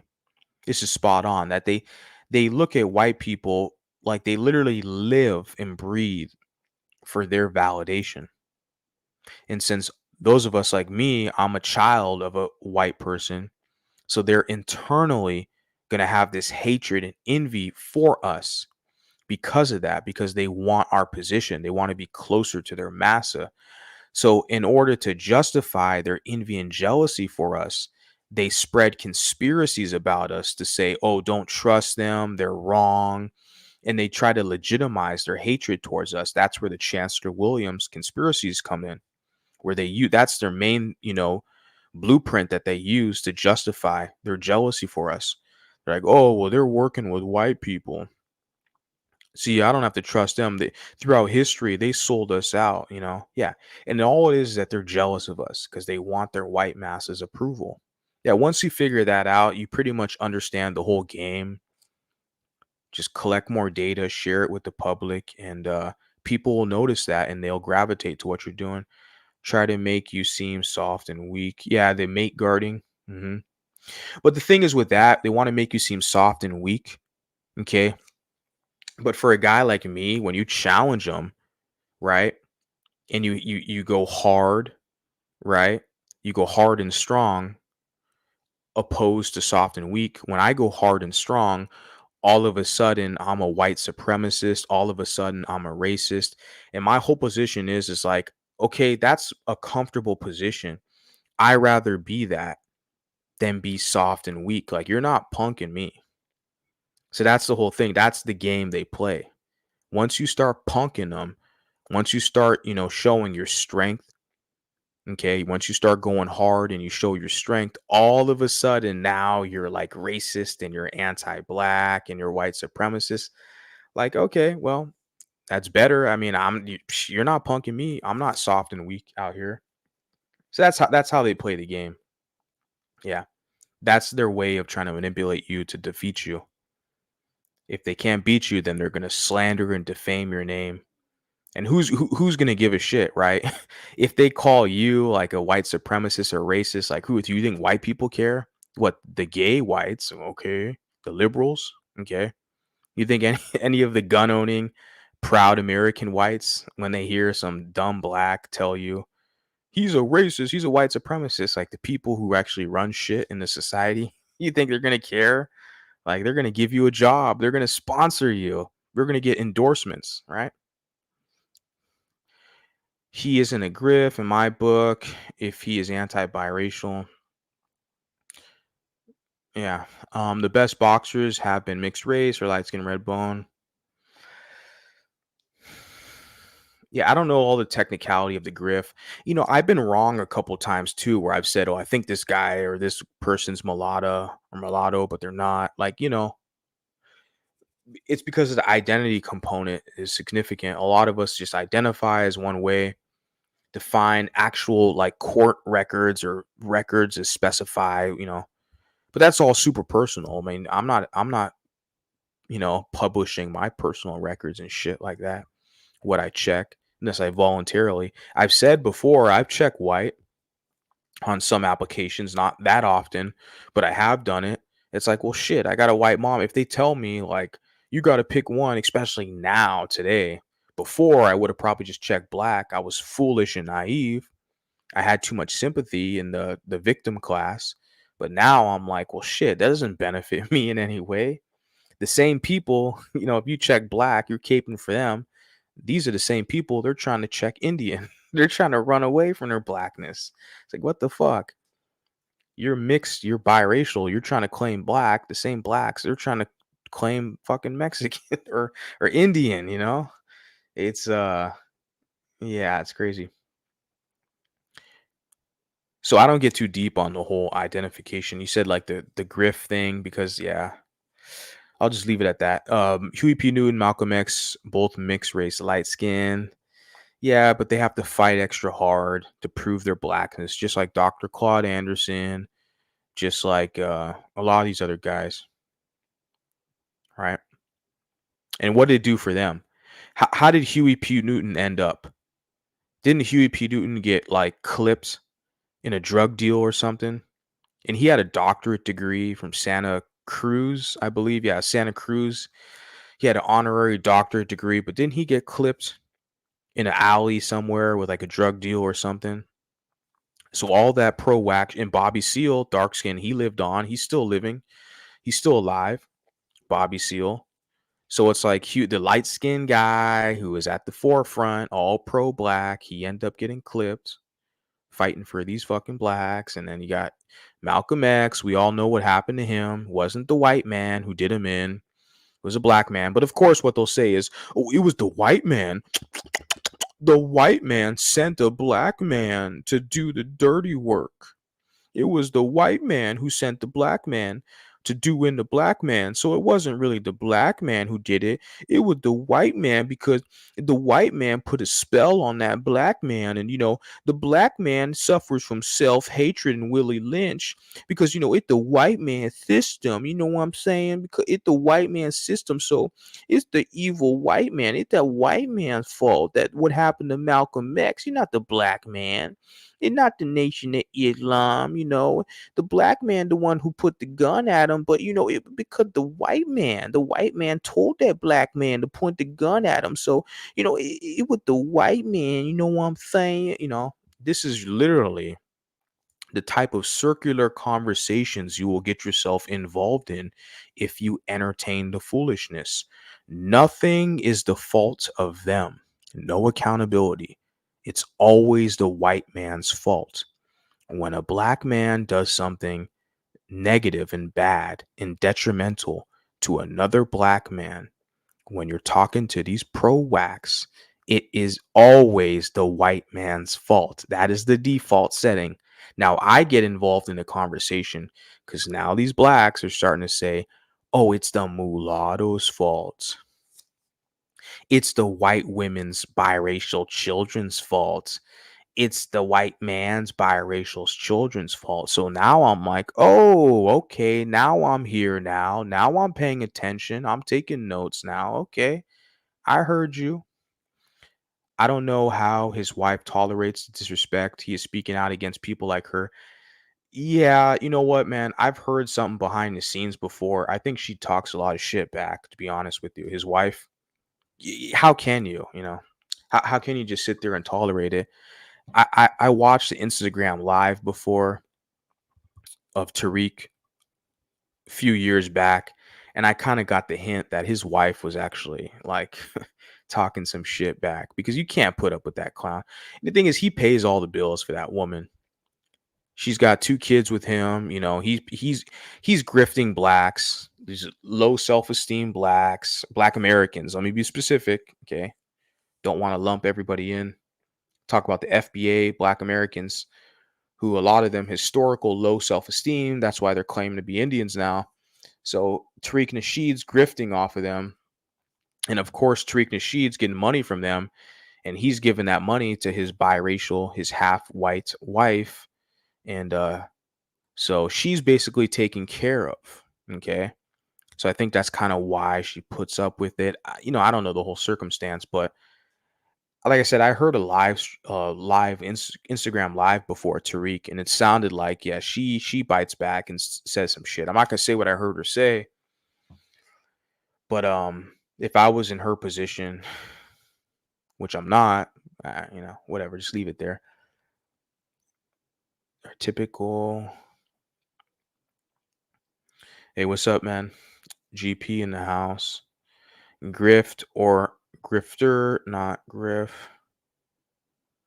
Great stream.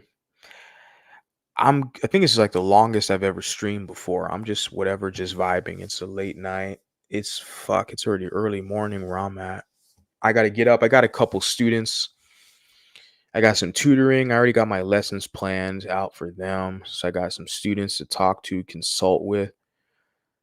So it's kind of not really a day off, technically a day off, but I got a couple more videos I'm gonna make, produce, do some editing. Simple editing, for the type of content I provide at the moment. And then just get ready for the next work week. Go hit the gym. So Sundays are always good with me. Kind of a elective day. I can decide I might thinking I might do some like some drumming, a drumming class, like a African drum circle. Might do that. I'm not sure. Could make some money or just go do that. It all depends. Put here, Tariq is also known to taunt open white suspect supremacists by telling them that white women are getting with them in large numbers and making more black. Yeah. Yeah. This is a method that they do. And even on Twitter, social media, a lot of the black pookies will say that, right? They'll taunt like white guys by saying that, oh, you're white women. Yeah. And it happens a lot for sure, like a secret fetish. But then the white men disown those women. It's completely different because in the black community, when you have black women who have kids, biracial kids by white men, don't you hear these black women say, oh, they raise their biracial children to respect their black culture, they're respecting the black community, and they're accepted amongst blacks. I'm like, hey, have fun over there, right? But it's the complete opposite in the white community.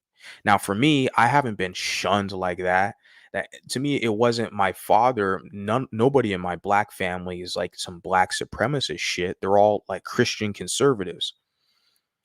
But yeah, so for me, my experience hasn't been that way, where my father was trying to rub it in like white people's faces or stuff like that. I never saw that.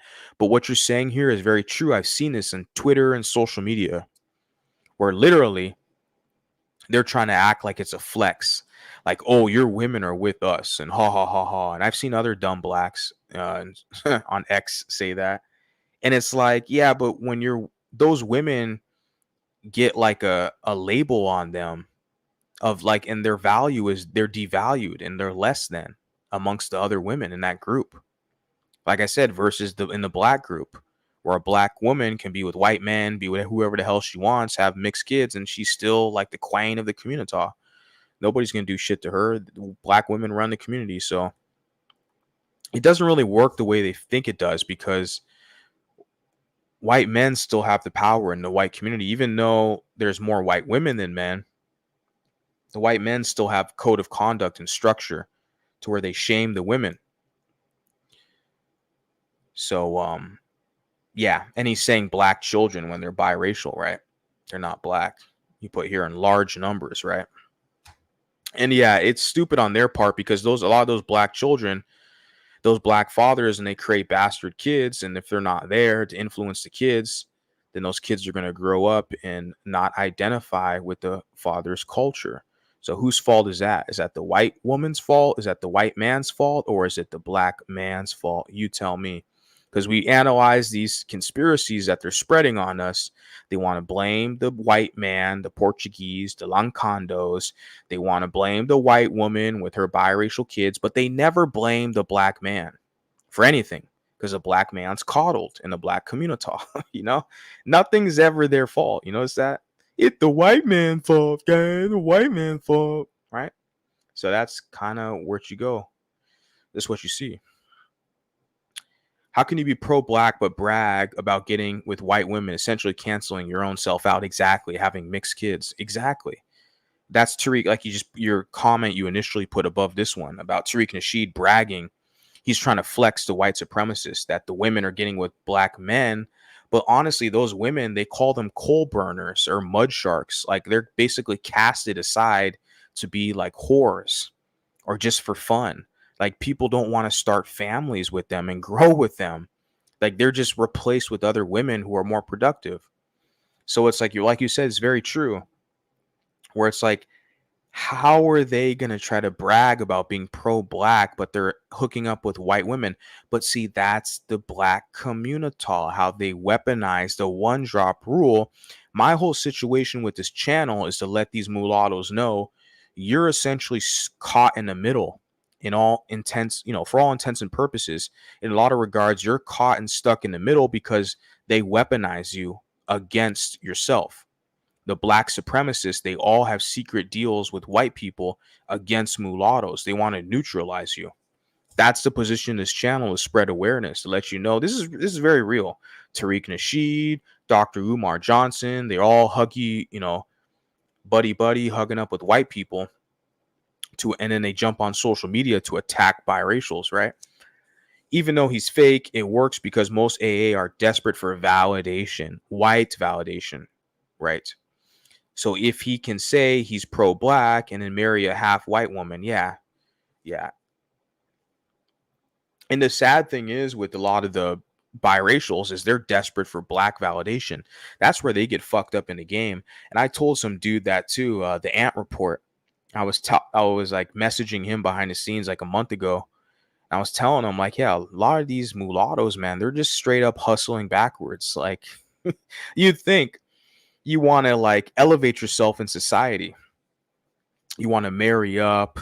You want to get with like a class of people who are more higher echelon, more wealth, resources, more intelligence. They can offer you something. But a lot of these biracials, the women and the men, are straight up hustling backwards. Like they feel sorry for black people to a degree where they'll like dumb themselves down and like they'll marry down or they'll settle down, literally settle down for something less than. So they're hustling backwards, you know. That's so yeah, a lot of these biracials are desperate for validation in the black group, just the same way the black Americans, or you put AA, African Americans, are desperate for validation amongst a white group. Okay.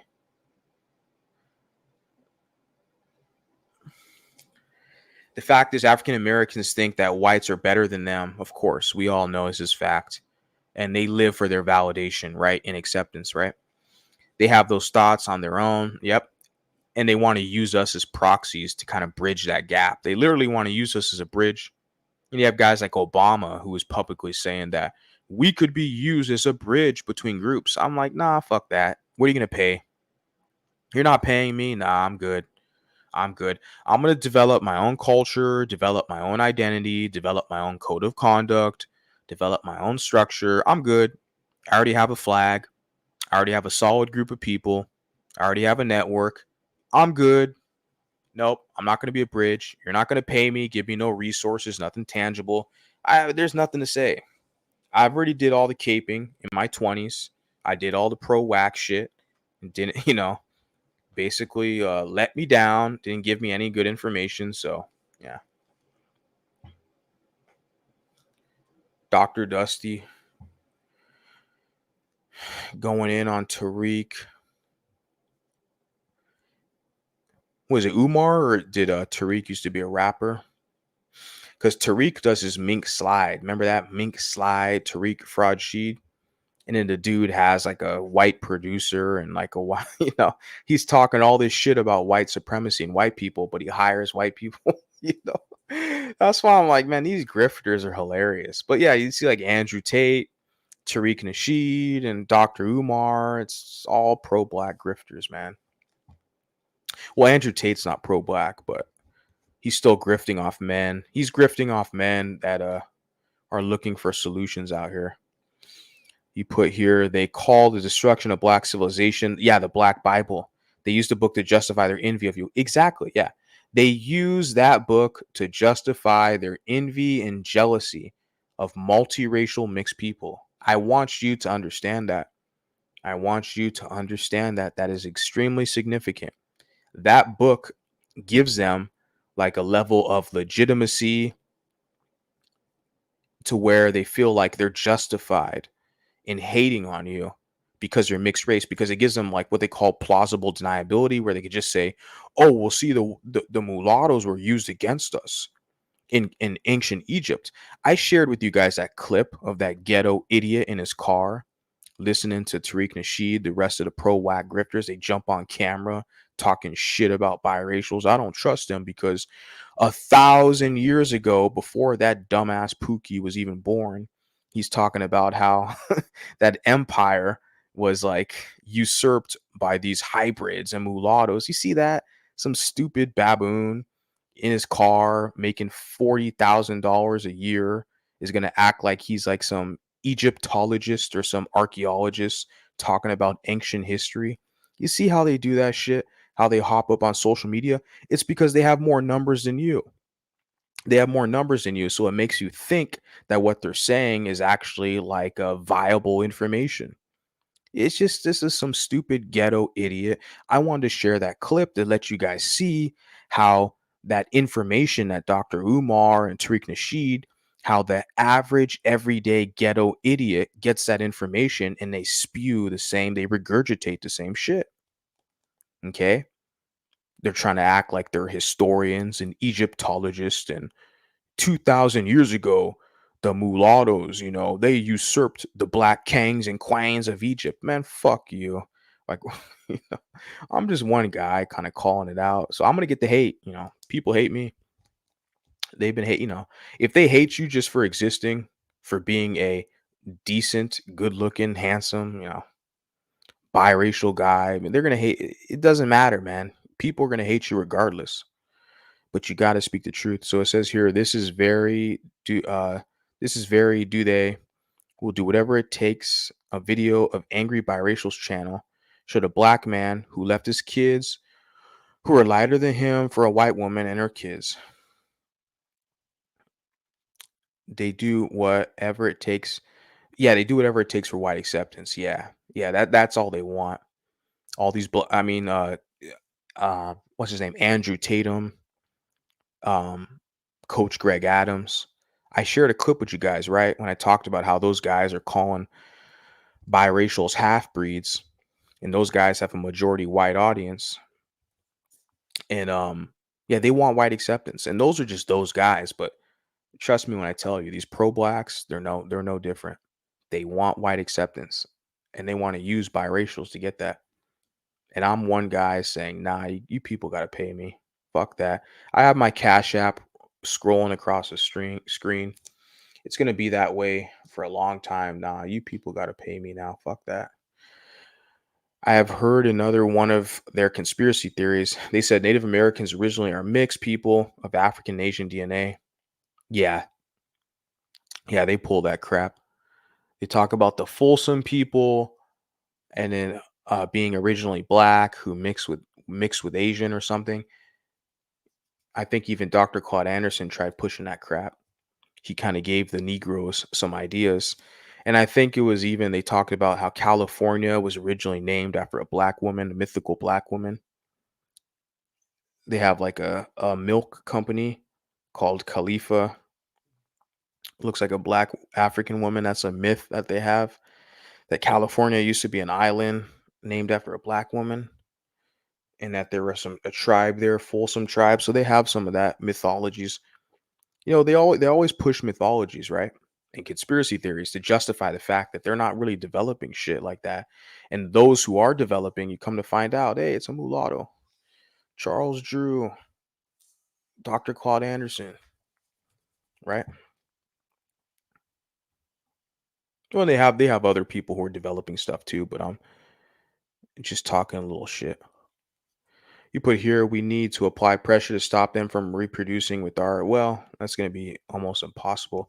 In order to stabilize and protect ourselves, our image, and put them in their place. Yeah. The thing is with the women, you're not going to be able to control or maneuver women like that. To me, like I said, what I do is I shame them. Okay. If look, the thing is, if you got bastard kids, you're hooking up with low quality men and you have bastard kids, you're a baby mama from low quality men. I mean, I don't know, like, what do you want from me? Like, you know, I think they kind of already know too. I've already done a good job with this channel from when I started to kind of let them know that this is, yeah, probably not the place you're gonna feel comfortable at. And the standards are higher. But yeah, you can't like really apply pressure. You can shame them, I guess, if you want.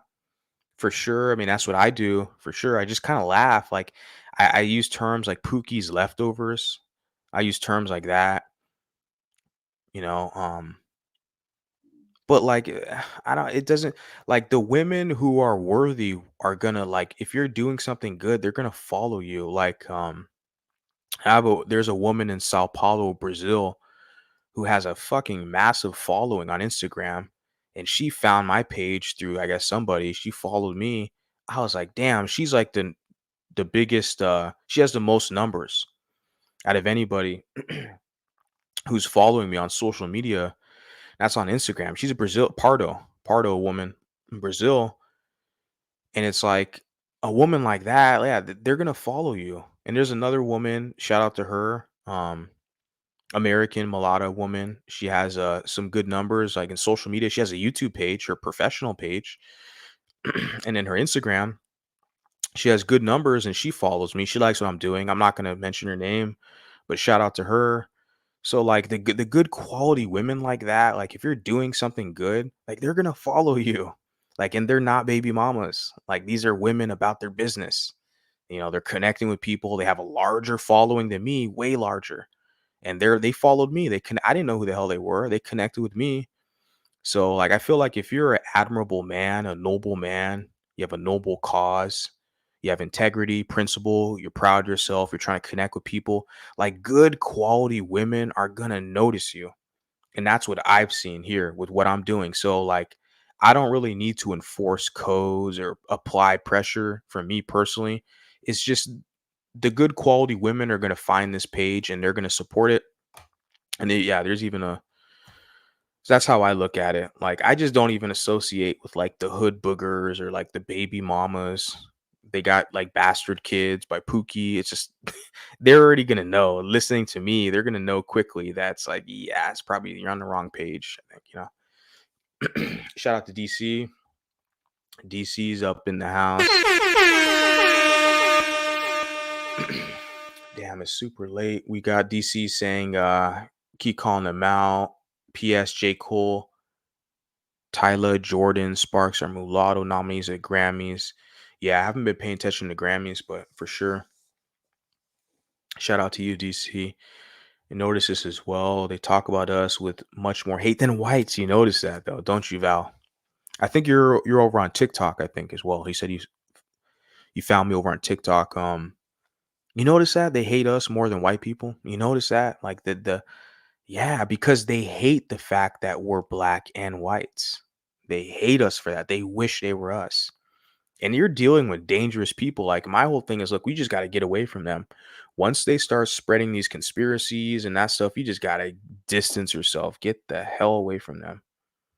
And just like I'm saying, what I'm doing is taking note, taking a step back, screenshots, screen recording, taking notes, and then it's like you got to get away from them. It is not healthy for you. Because yeah, their level of hatred for you and their self-hatred is pretty dangerous, I will admit. Where it's like, I don't want to be around that.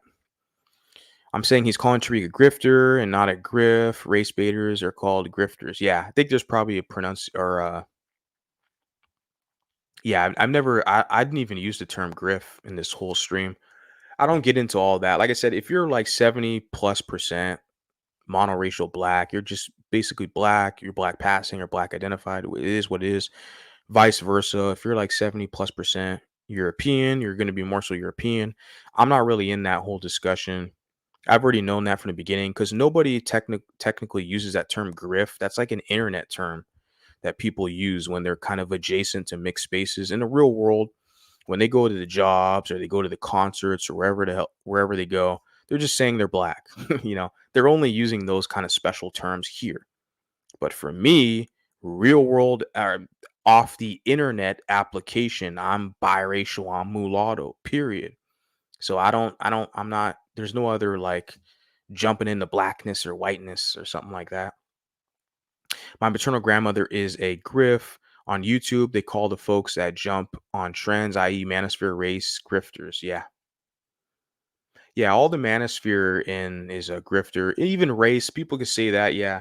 Well, mulatto vanguard, your channel's dedicated to race. Where I'm like, well, where the hell else are you gonna get this mulatto specific content? Where else on the internet, social media? Who else is calling a spade like me? Hey, man, like when I started doing this, I had a lot of people up in the chat. A lot of people liked it. And then a lot of people fell off, man. People can't hang. I mean, they don't like me. They think you're me. I'm mean. I'm racist. My delivery. It's like, well, don't listen. I don't know what to tell you, man. I mean, you think I'm bad now on YouTube. Wait till you fucking you get the uncensored version. I try to do the best I can. I know I can be pretty mean at times, which is, yeah, I guess I'm a mean guy. But at the same time, I think a lot of times we're too nice to people and people take advantage of that, especially us mulattoes. We're too nice. They take advantage of that and then they walk over you and you have nothing in return to show for it. And we have to stop that from happening. We got to start requiring something from these people. Okay. Mel B was on Jennifer Hudson's show looking beautiful. Yeah, I shared something of Mel B on Instagram. She's just walking down the hall looking elegant, something like that of Mel B. So I just shared. Yeah, I follow her on IG. I only dated two black guys ever, and I married the second one. I do not recommend. It ain't for the weak. Yeah, it's just your personal choice. How did the BQB test ambush and exclude you at the same time? They always pretend people are obsessed with them. I think mulattoes get gaslit a lot about their phenotype, and that's why they get linked. The rhesus antigen was found in a rhesus monkey first and was incorrectly named. The rhesus antigen is found in every species, including oysters. Doesn't mean people had sex with monkeys. Mulattoes get gaslit a lot about their phenotype. That's why they get punked. A video, which I will make a video, was an MGM who was gaslit about her phenotype. She couldn't even identify. Damn, I'm way up in the comments. I apologize. I see you guys put a bunch of comments. Let me see if I can filter because I'm almost 4 hours into this shit. I got to get some rest. I got some students to attend to in several hours. Herself is multiracial older.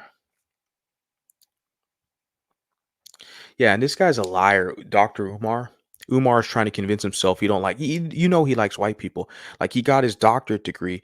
What it is with Umar, like I said, with a lot of these black pro blacks, is they're very upset with the fact that they like black people, or excuse me, a lot of these pro blacks are upset with the fact that they like white people more than white people like them. That's what they have a hard time understanding and realizing. I think it's different for someone like me, where I grew up around white people, and I grew up around black people as well, but they were never the majority. So I've kind of understood that there were some different levels in white society, how they operate, that they have ways of excluding people. They have ways of excluding you that's very crafty, where you don't even know they're excluding you. I think a lot of us, if we're honest, we're biracial, right? White and black, we know that they have ways of like excluding us. But I will add that a lot of them are pretty civil about it. There's a level of civility that I've seen with the Caucasians exclusionary tactics versus with black people.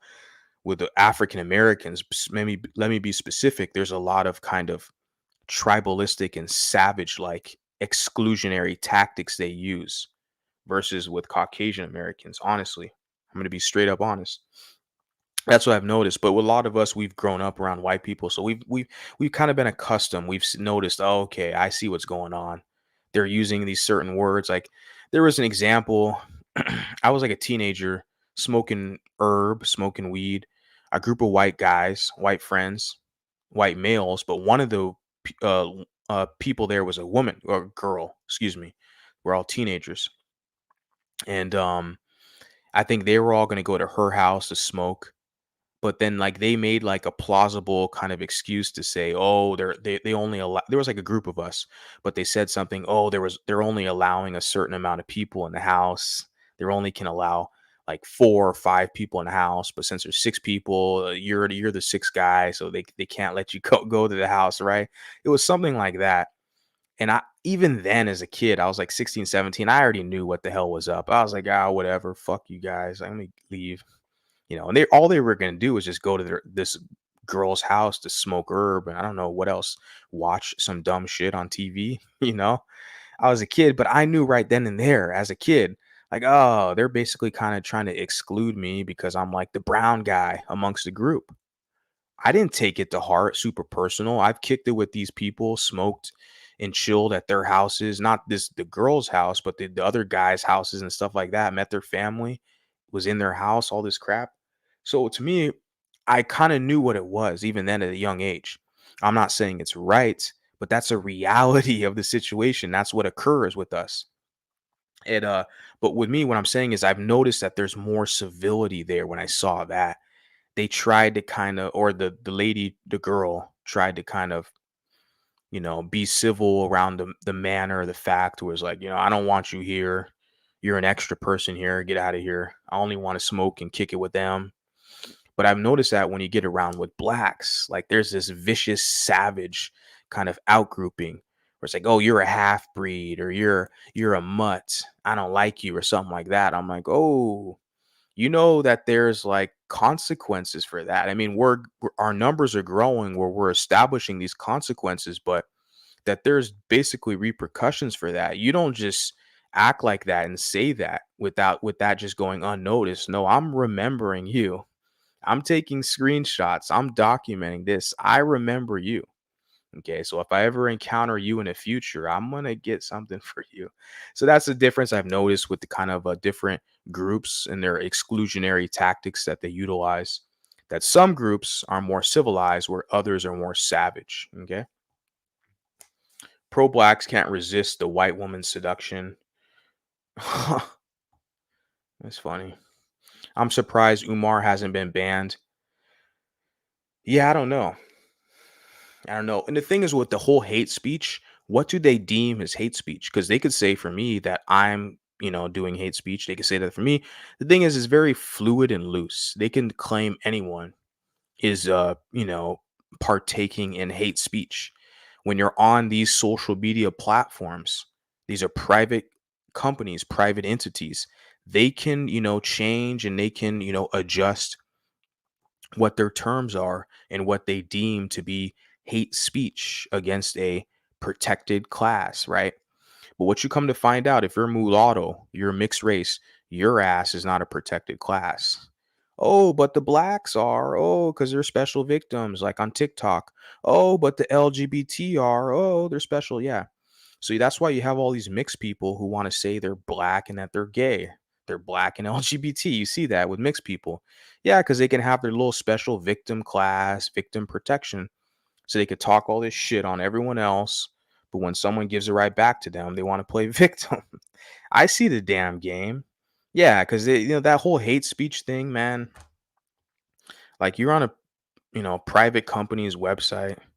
They can make the rules to determine what it is hate speech. But yeah, what my whole thing is, like I said, with this channel, with social media, is people talk so much fucking shit about mulattoes and they spread these conspiracy theories. They try to divide us up amongst the sexes, amongst the genders, amongst which parents we have. We have a black parent. I mean, if we have a black mom or a white mom, they try to divide us up and they spread all these conspiracies. And I'm like, man, we can't be quiet about this crap. We got to say something, man. Fuck this. It's just too ridiculous now. Says army as he think he'll work for. Yeah. And when he talks about the army, he's talking about the men, right? He's talking about the men.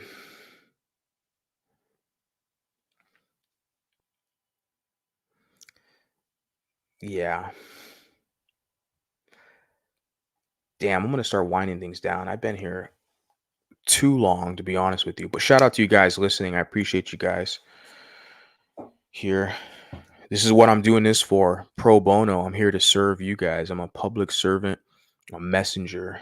Black people are very sexually competitive in this animalistic way.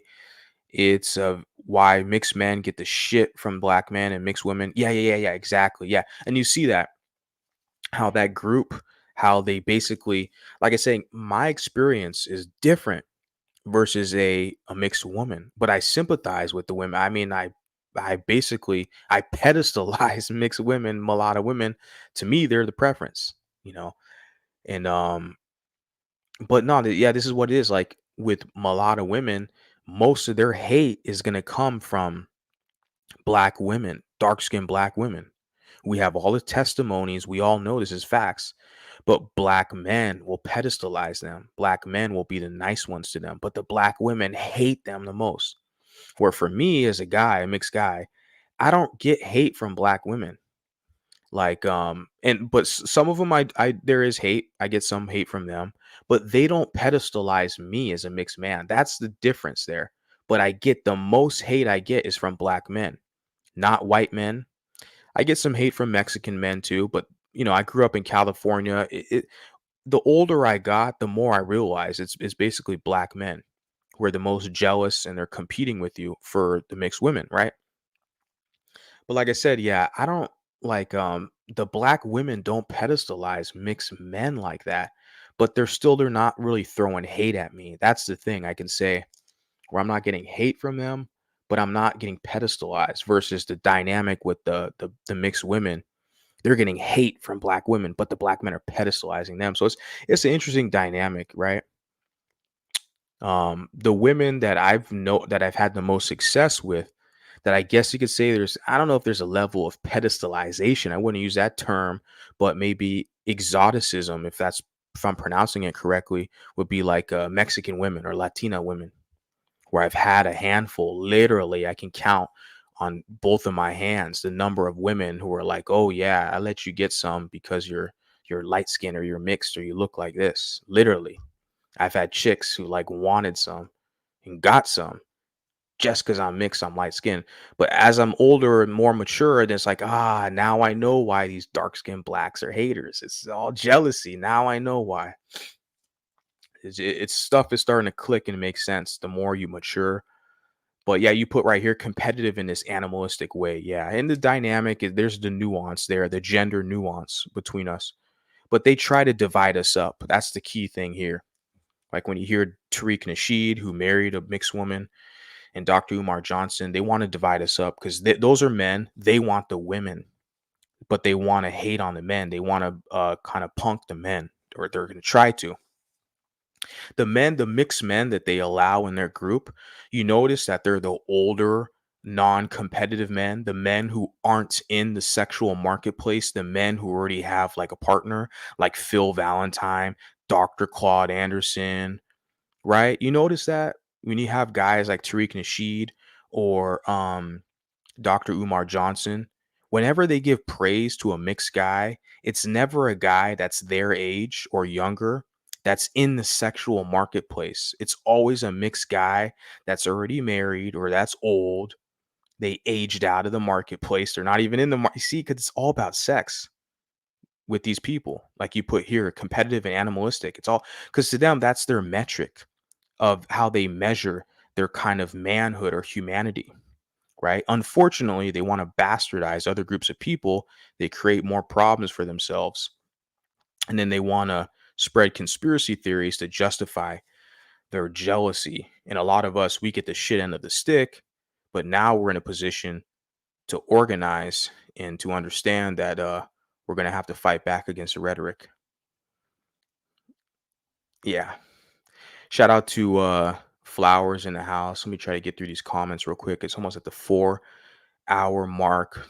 Can't believe I've been on this long. I got to end this soon. Shout out to you, Flowers. They're all ignorant of what it is to be mulatto. They need to stop talking about us and just listen and learn. Exactly, yeah. But they talk about us, so they kind of give us material to talk about. But it does get kind of tiring, right? After a while, we're kind of tired of it. It's like, ugh, the same redundant, conspiracies they push, right? I thought it was funny when that woman, Rachel Dolezal, was able to level up to high in the black community with that whole NAACP thing. Yeah, she's a white woman pretending to be black. Yeah.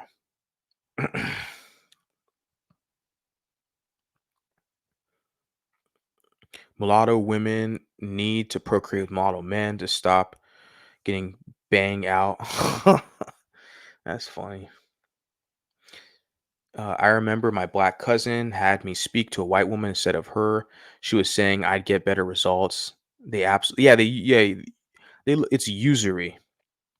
Not only that, they want to use you to fight their battles for them, right? They want you to fight their battles for them. That's what it is, right? They want to use you to fight their battles. Okay.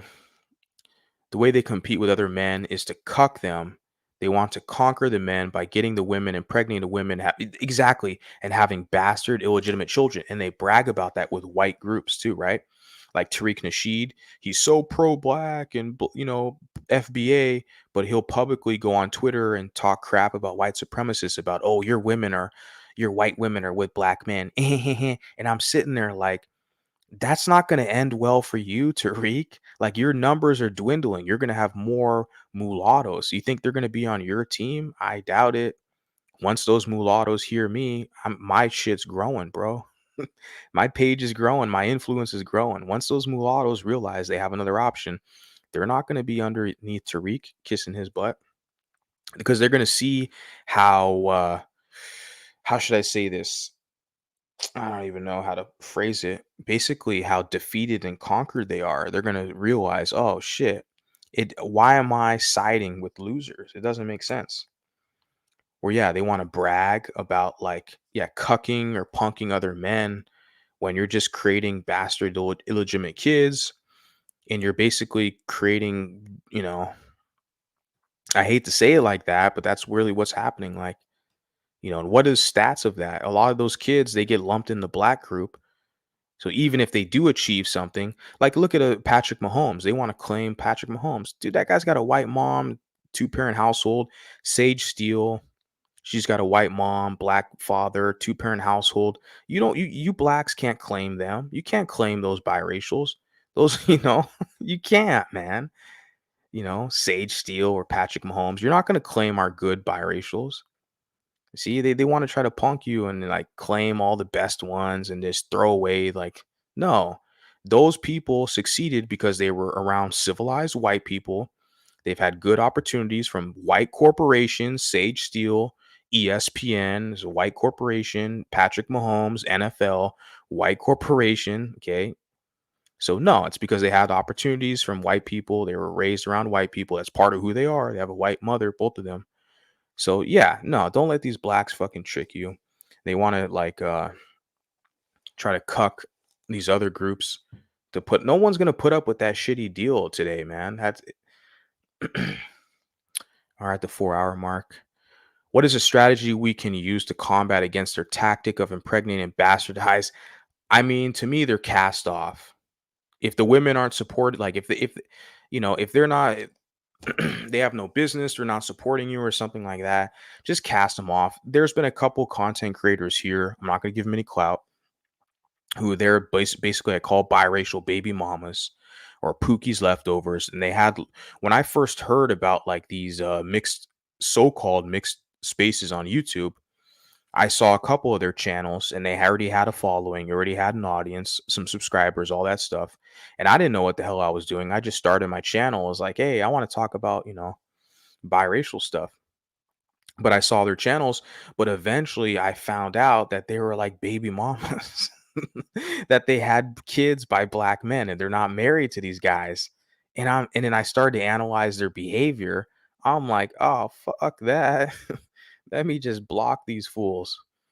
So that's my approach, is when you see these problematic characters, right, who deal with low quality men, and you look at their outcomes, it's just block them and move on. Like I already mentioned this, like, bro, if you just do what you do, like the women are gonna find you, man. I had a woman from Brazil. Yeah, I've got American women. Even in the UK, there's a woman. It's over on TikTok. She's got like 25,000 followers, whatever. She followed me. She saw my material. I only have like 350 followers on TikTok. So I got a mulatto from UK who's got like 25K, who sees what I'm doing. Another mulatto chick from the UK over on TikTok too. So like, nah, if you just put your content out there, man. Just put your content out there. People are gonna see you, and just block the people who aren't worth a damn. You're gonna have a lot of these people who aren't worth a damn. That's my strategy, honestly, bro. Like you gotta just let them know that just they can go over there and be dumb, but over here, gotta have some standards. Just decent people, no problems, no crappy BS. Philosophy to encompass and procreate a higher tier of women of our phenotype. Yeah. We could create a philosophy that encourages us to procreate with a higher tier of women of our phenotype. And I've basically kind of already exemplified that. Like you block the foolishness and you promote the women who've demonstrated that. Like even for a lot of the women, like I respect the discretion, right? I'm not like there's a lady, like I said, an American woman. She already has like a monetized YouTube channel, her business, like she's already doing stuff, and it's like we'll talk behind the scenes or whatever.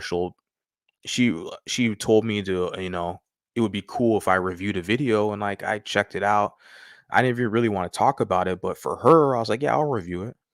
On my other channel, I was like, yeah, I'll review it. For you, yeah, for you. For a woman like her, yeah. Like that's so you incentivize, right?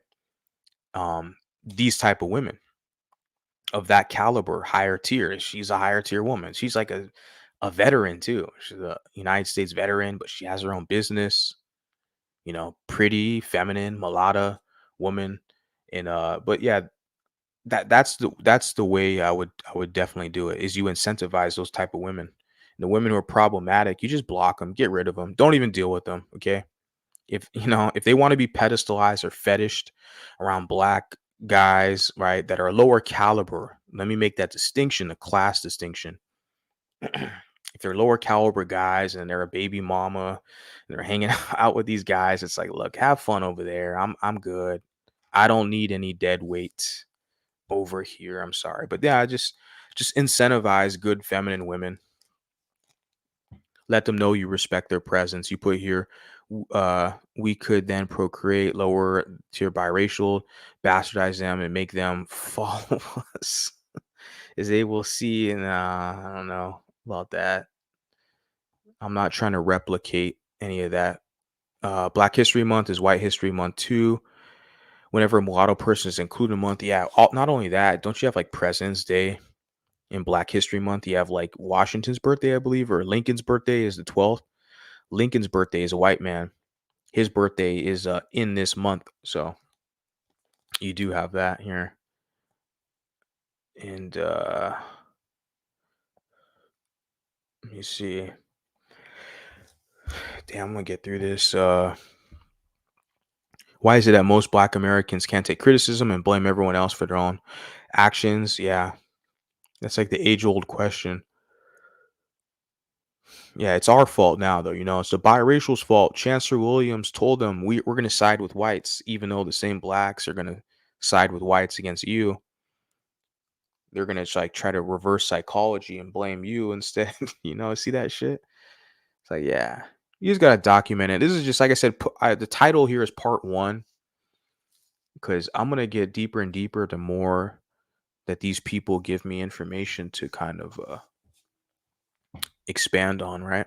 Because they're giving me all the content. Now, I don't have to do that much. Them loving on white people only increases the mixed race population, decreases their own population.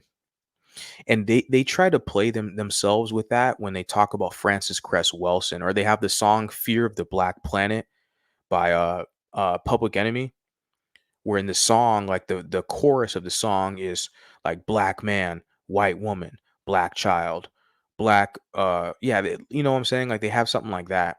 I don't know the whole chorus of the song, but they say that in the chorus about like black man, white woman, black child, white man, black woman, white. That's like the chorus of the song. It's called like Fear of a Black Planet.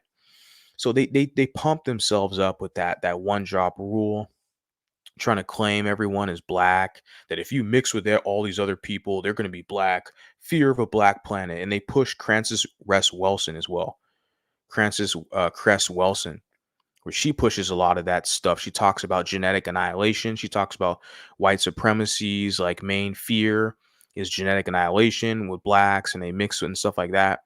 It's not working out the way they think, these black racists. Because remember as well, Tariq Nasheed's mentor is Francis Cress Welsing. It's funny how Francis Cress Welsing talked about this genetic annihilation and all this stuff and white supremacy. She never had any children. She didn't pass down any progeny. She didn't leave any children behind. She passed on, but she talked about that. But it's like, no, you're going to have mixed kids. They're not black. Like, and they're not going to be loyal to that black tribe. Increasingly more and more, now that these mulattoes realize they have another option. And you look at Tariq Nasheed, he married a mulatto woman, didn't even marry a black woman. So it's like they participate in their own dilution, but they want to turn around and blame us and blame white people and stuff. And yeah, like I said, and they try to trick themselves or gas themselves up with that whole Public Enemy, Fear of a Black Planet song and all this one drop rule and the dominant gene. It's like, yeah, the dominant gene, it seems to be working out so dominant for you guys right now. You have a guy like me who's sitting up here 4 hours talking shit. Oh, it's because you're confused. You're just mad that the blacks didn't like you and blah, blah, blah. A lot of blacks like me. My biggest fucking fans are black people. Man, what are you talking about, man? I can't post a video with or do a live stream without black people jumping in here. Like, so I'm pretty easy to like. I have a lot, it doesn't matter if you're Asian, Caucasian, doesn't matter. Like, I've pretty much very easy to like. All of my social media will basically demonstrate that. But I'm gonna point out the BS, especially it pertains to mulattoes, etc. Significant history of America, many others says we must base our channels, talking in, being counselors, dignity, pride. Cool. I'm gonna end it right now, guys. Appreciate you guys being here. I've been on here 4 hours and 10 minutes. I think it's the longest stream I've ever done. But damn. Shout out to you guys. Appreciate you guys being here, and I'll see you guys next time. So adios.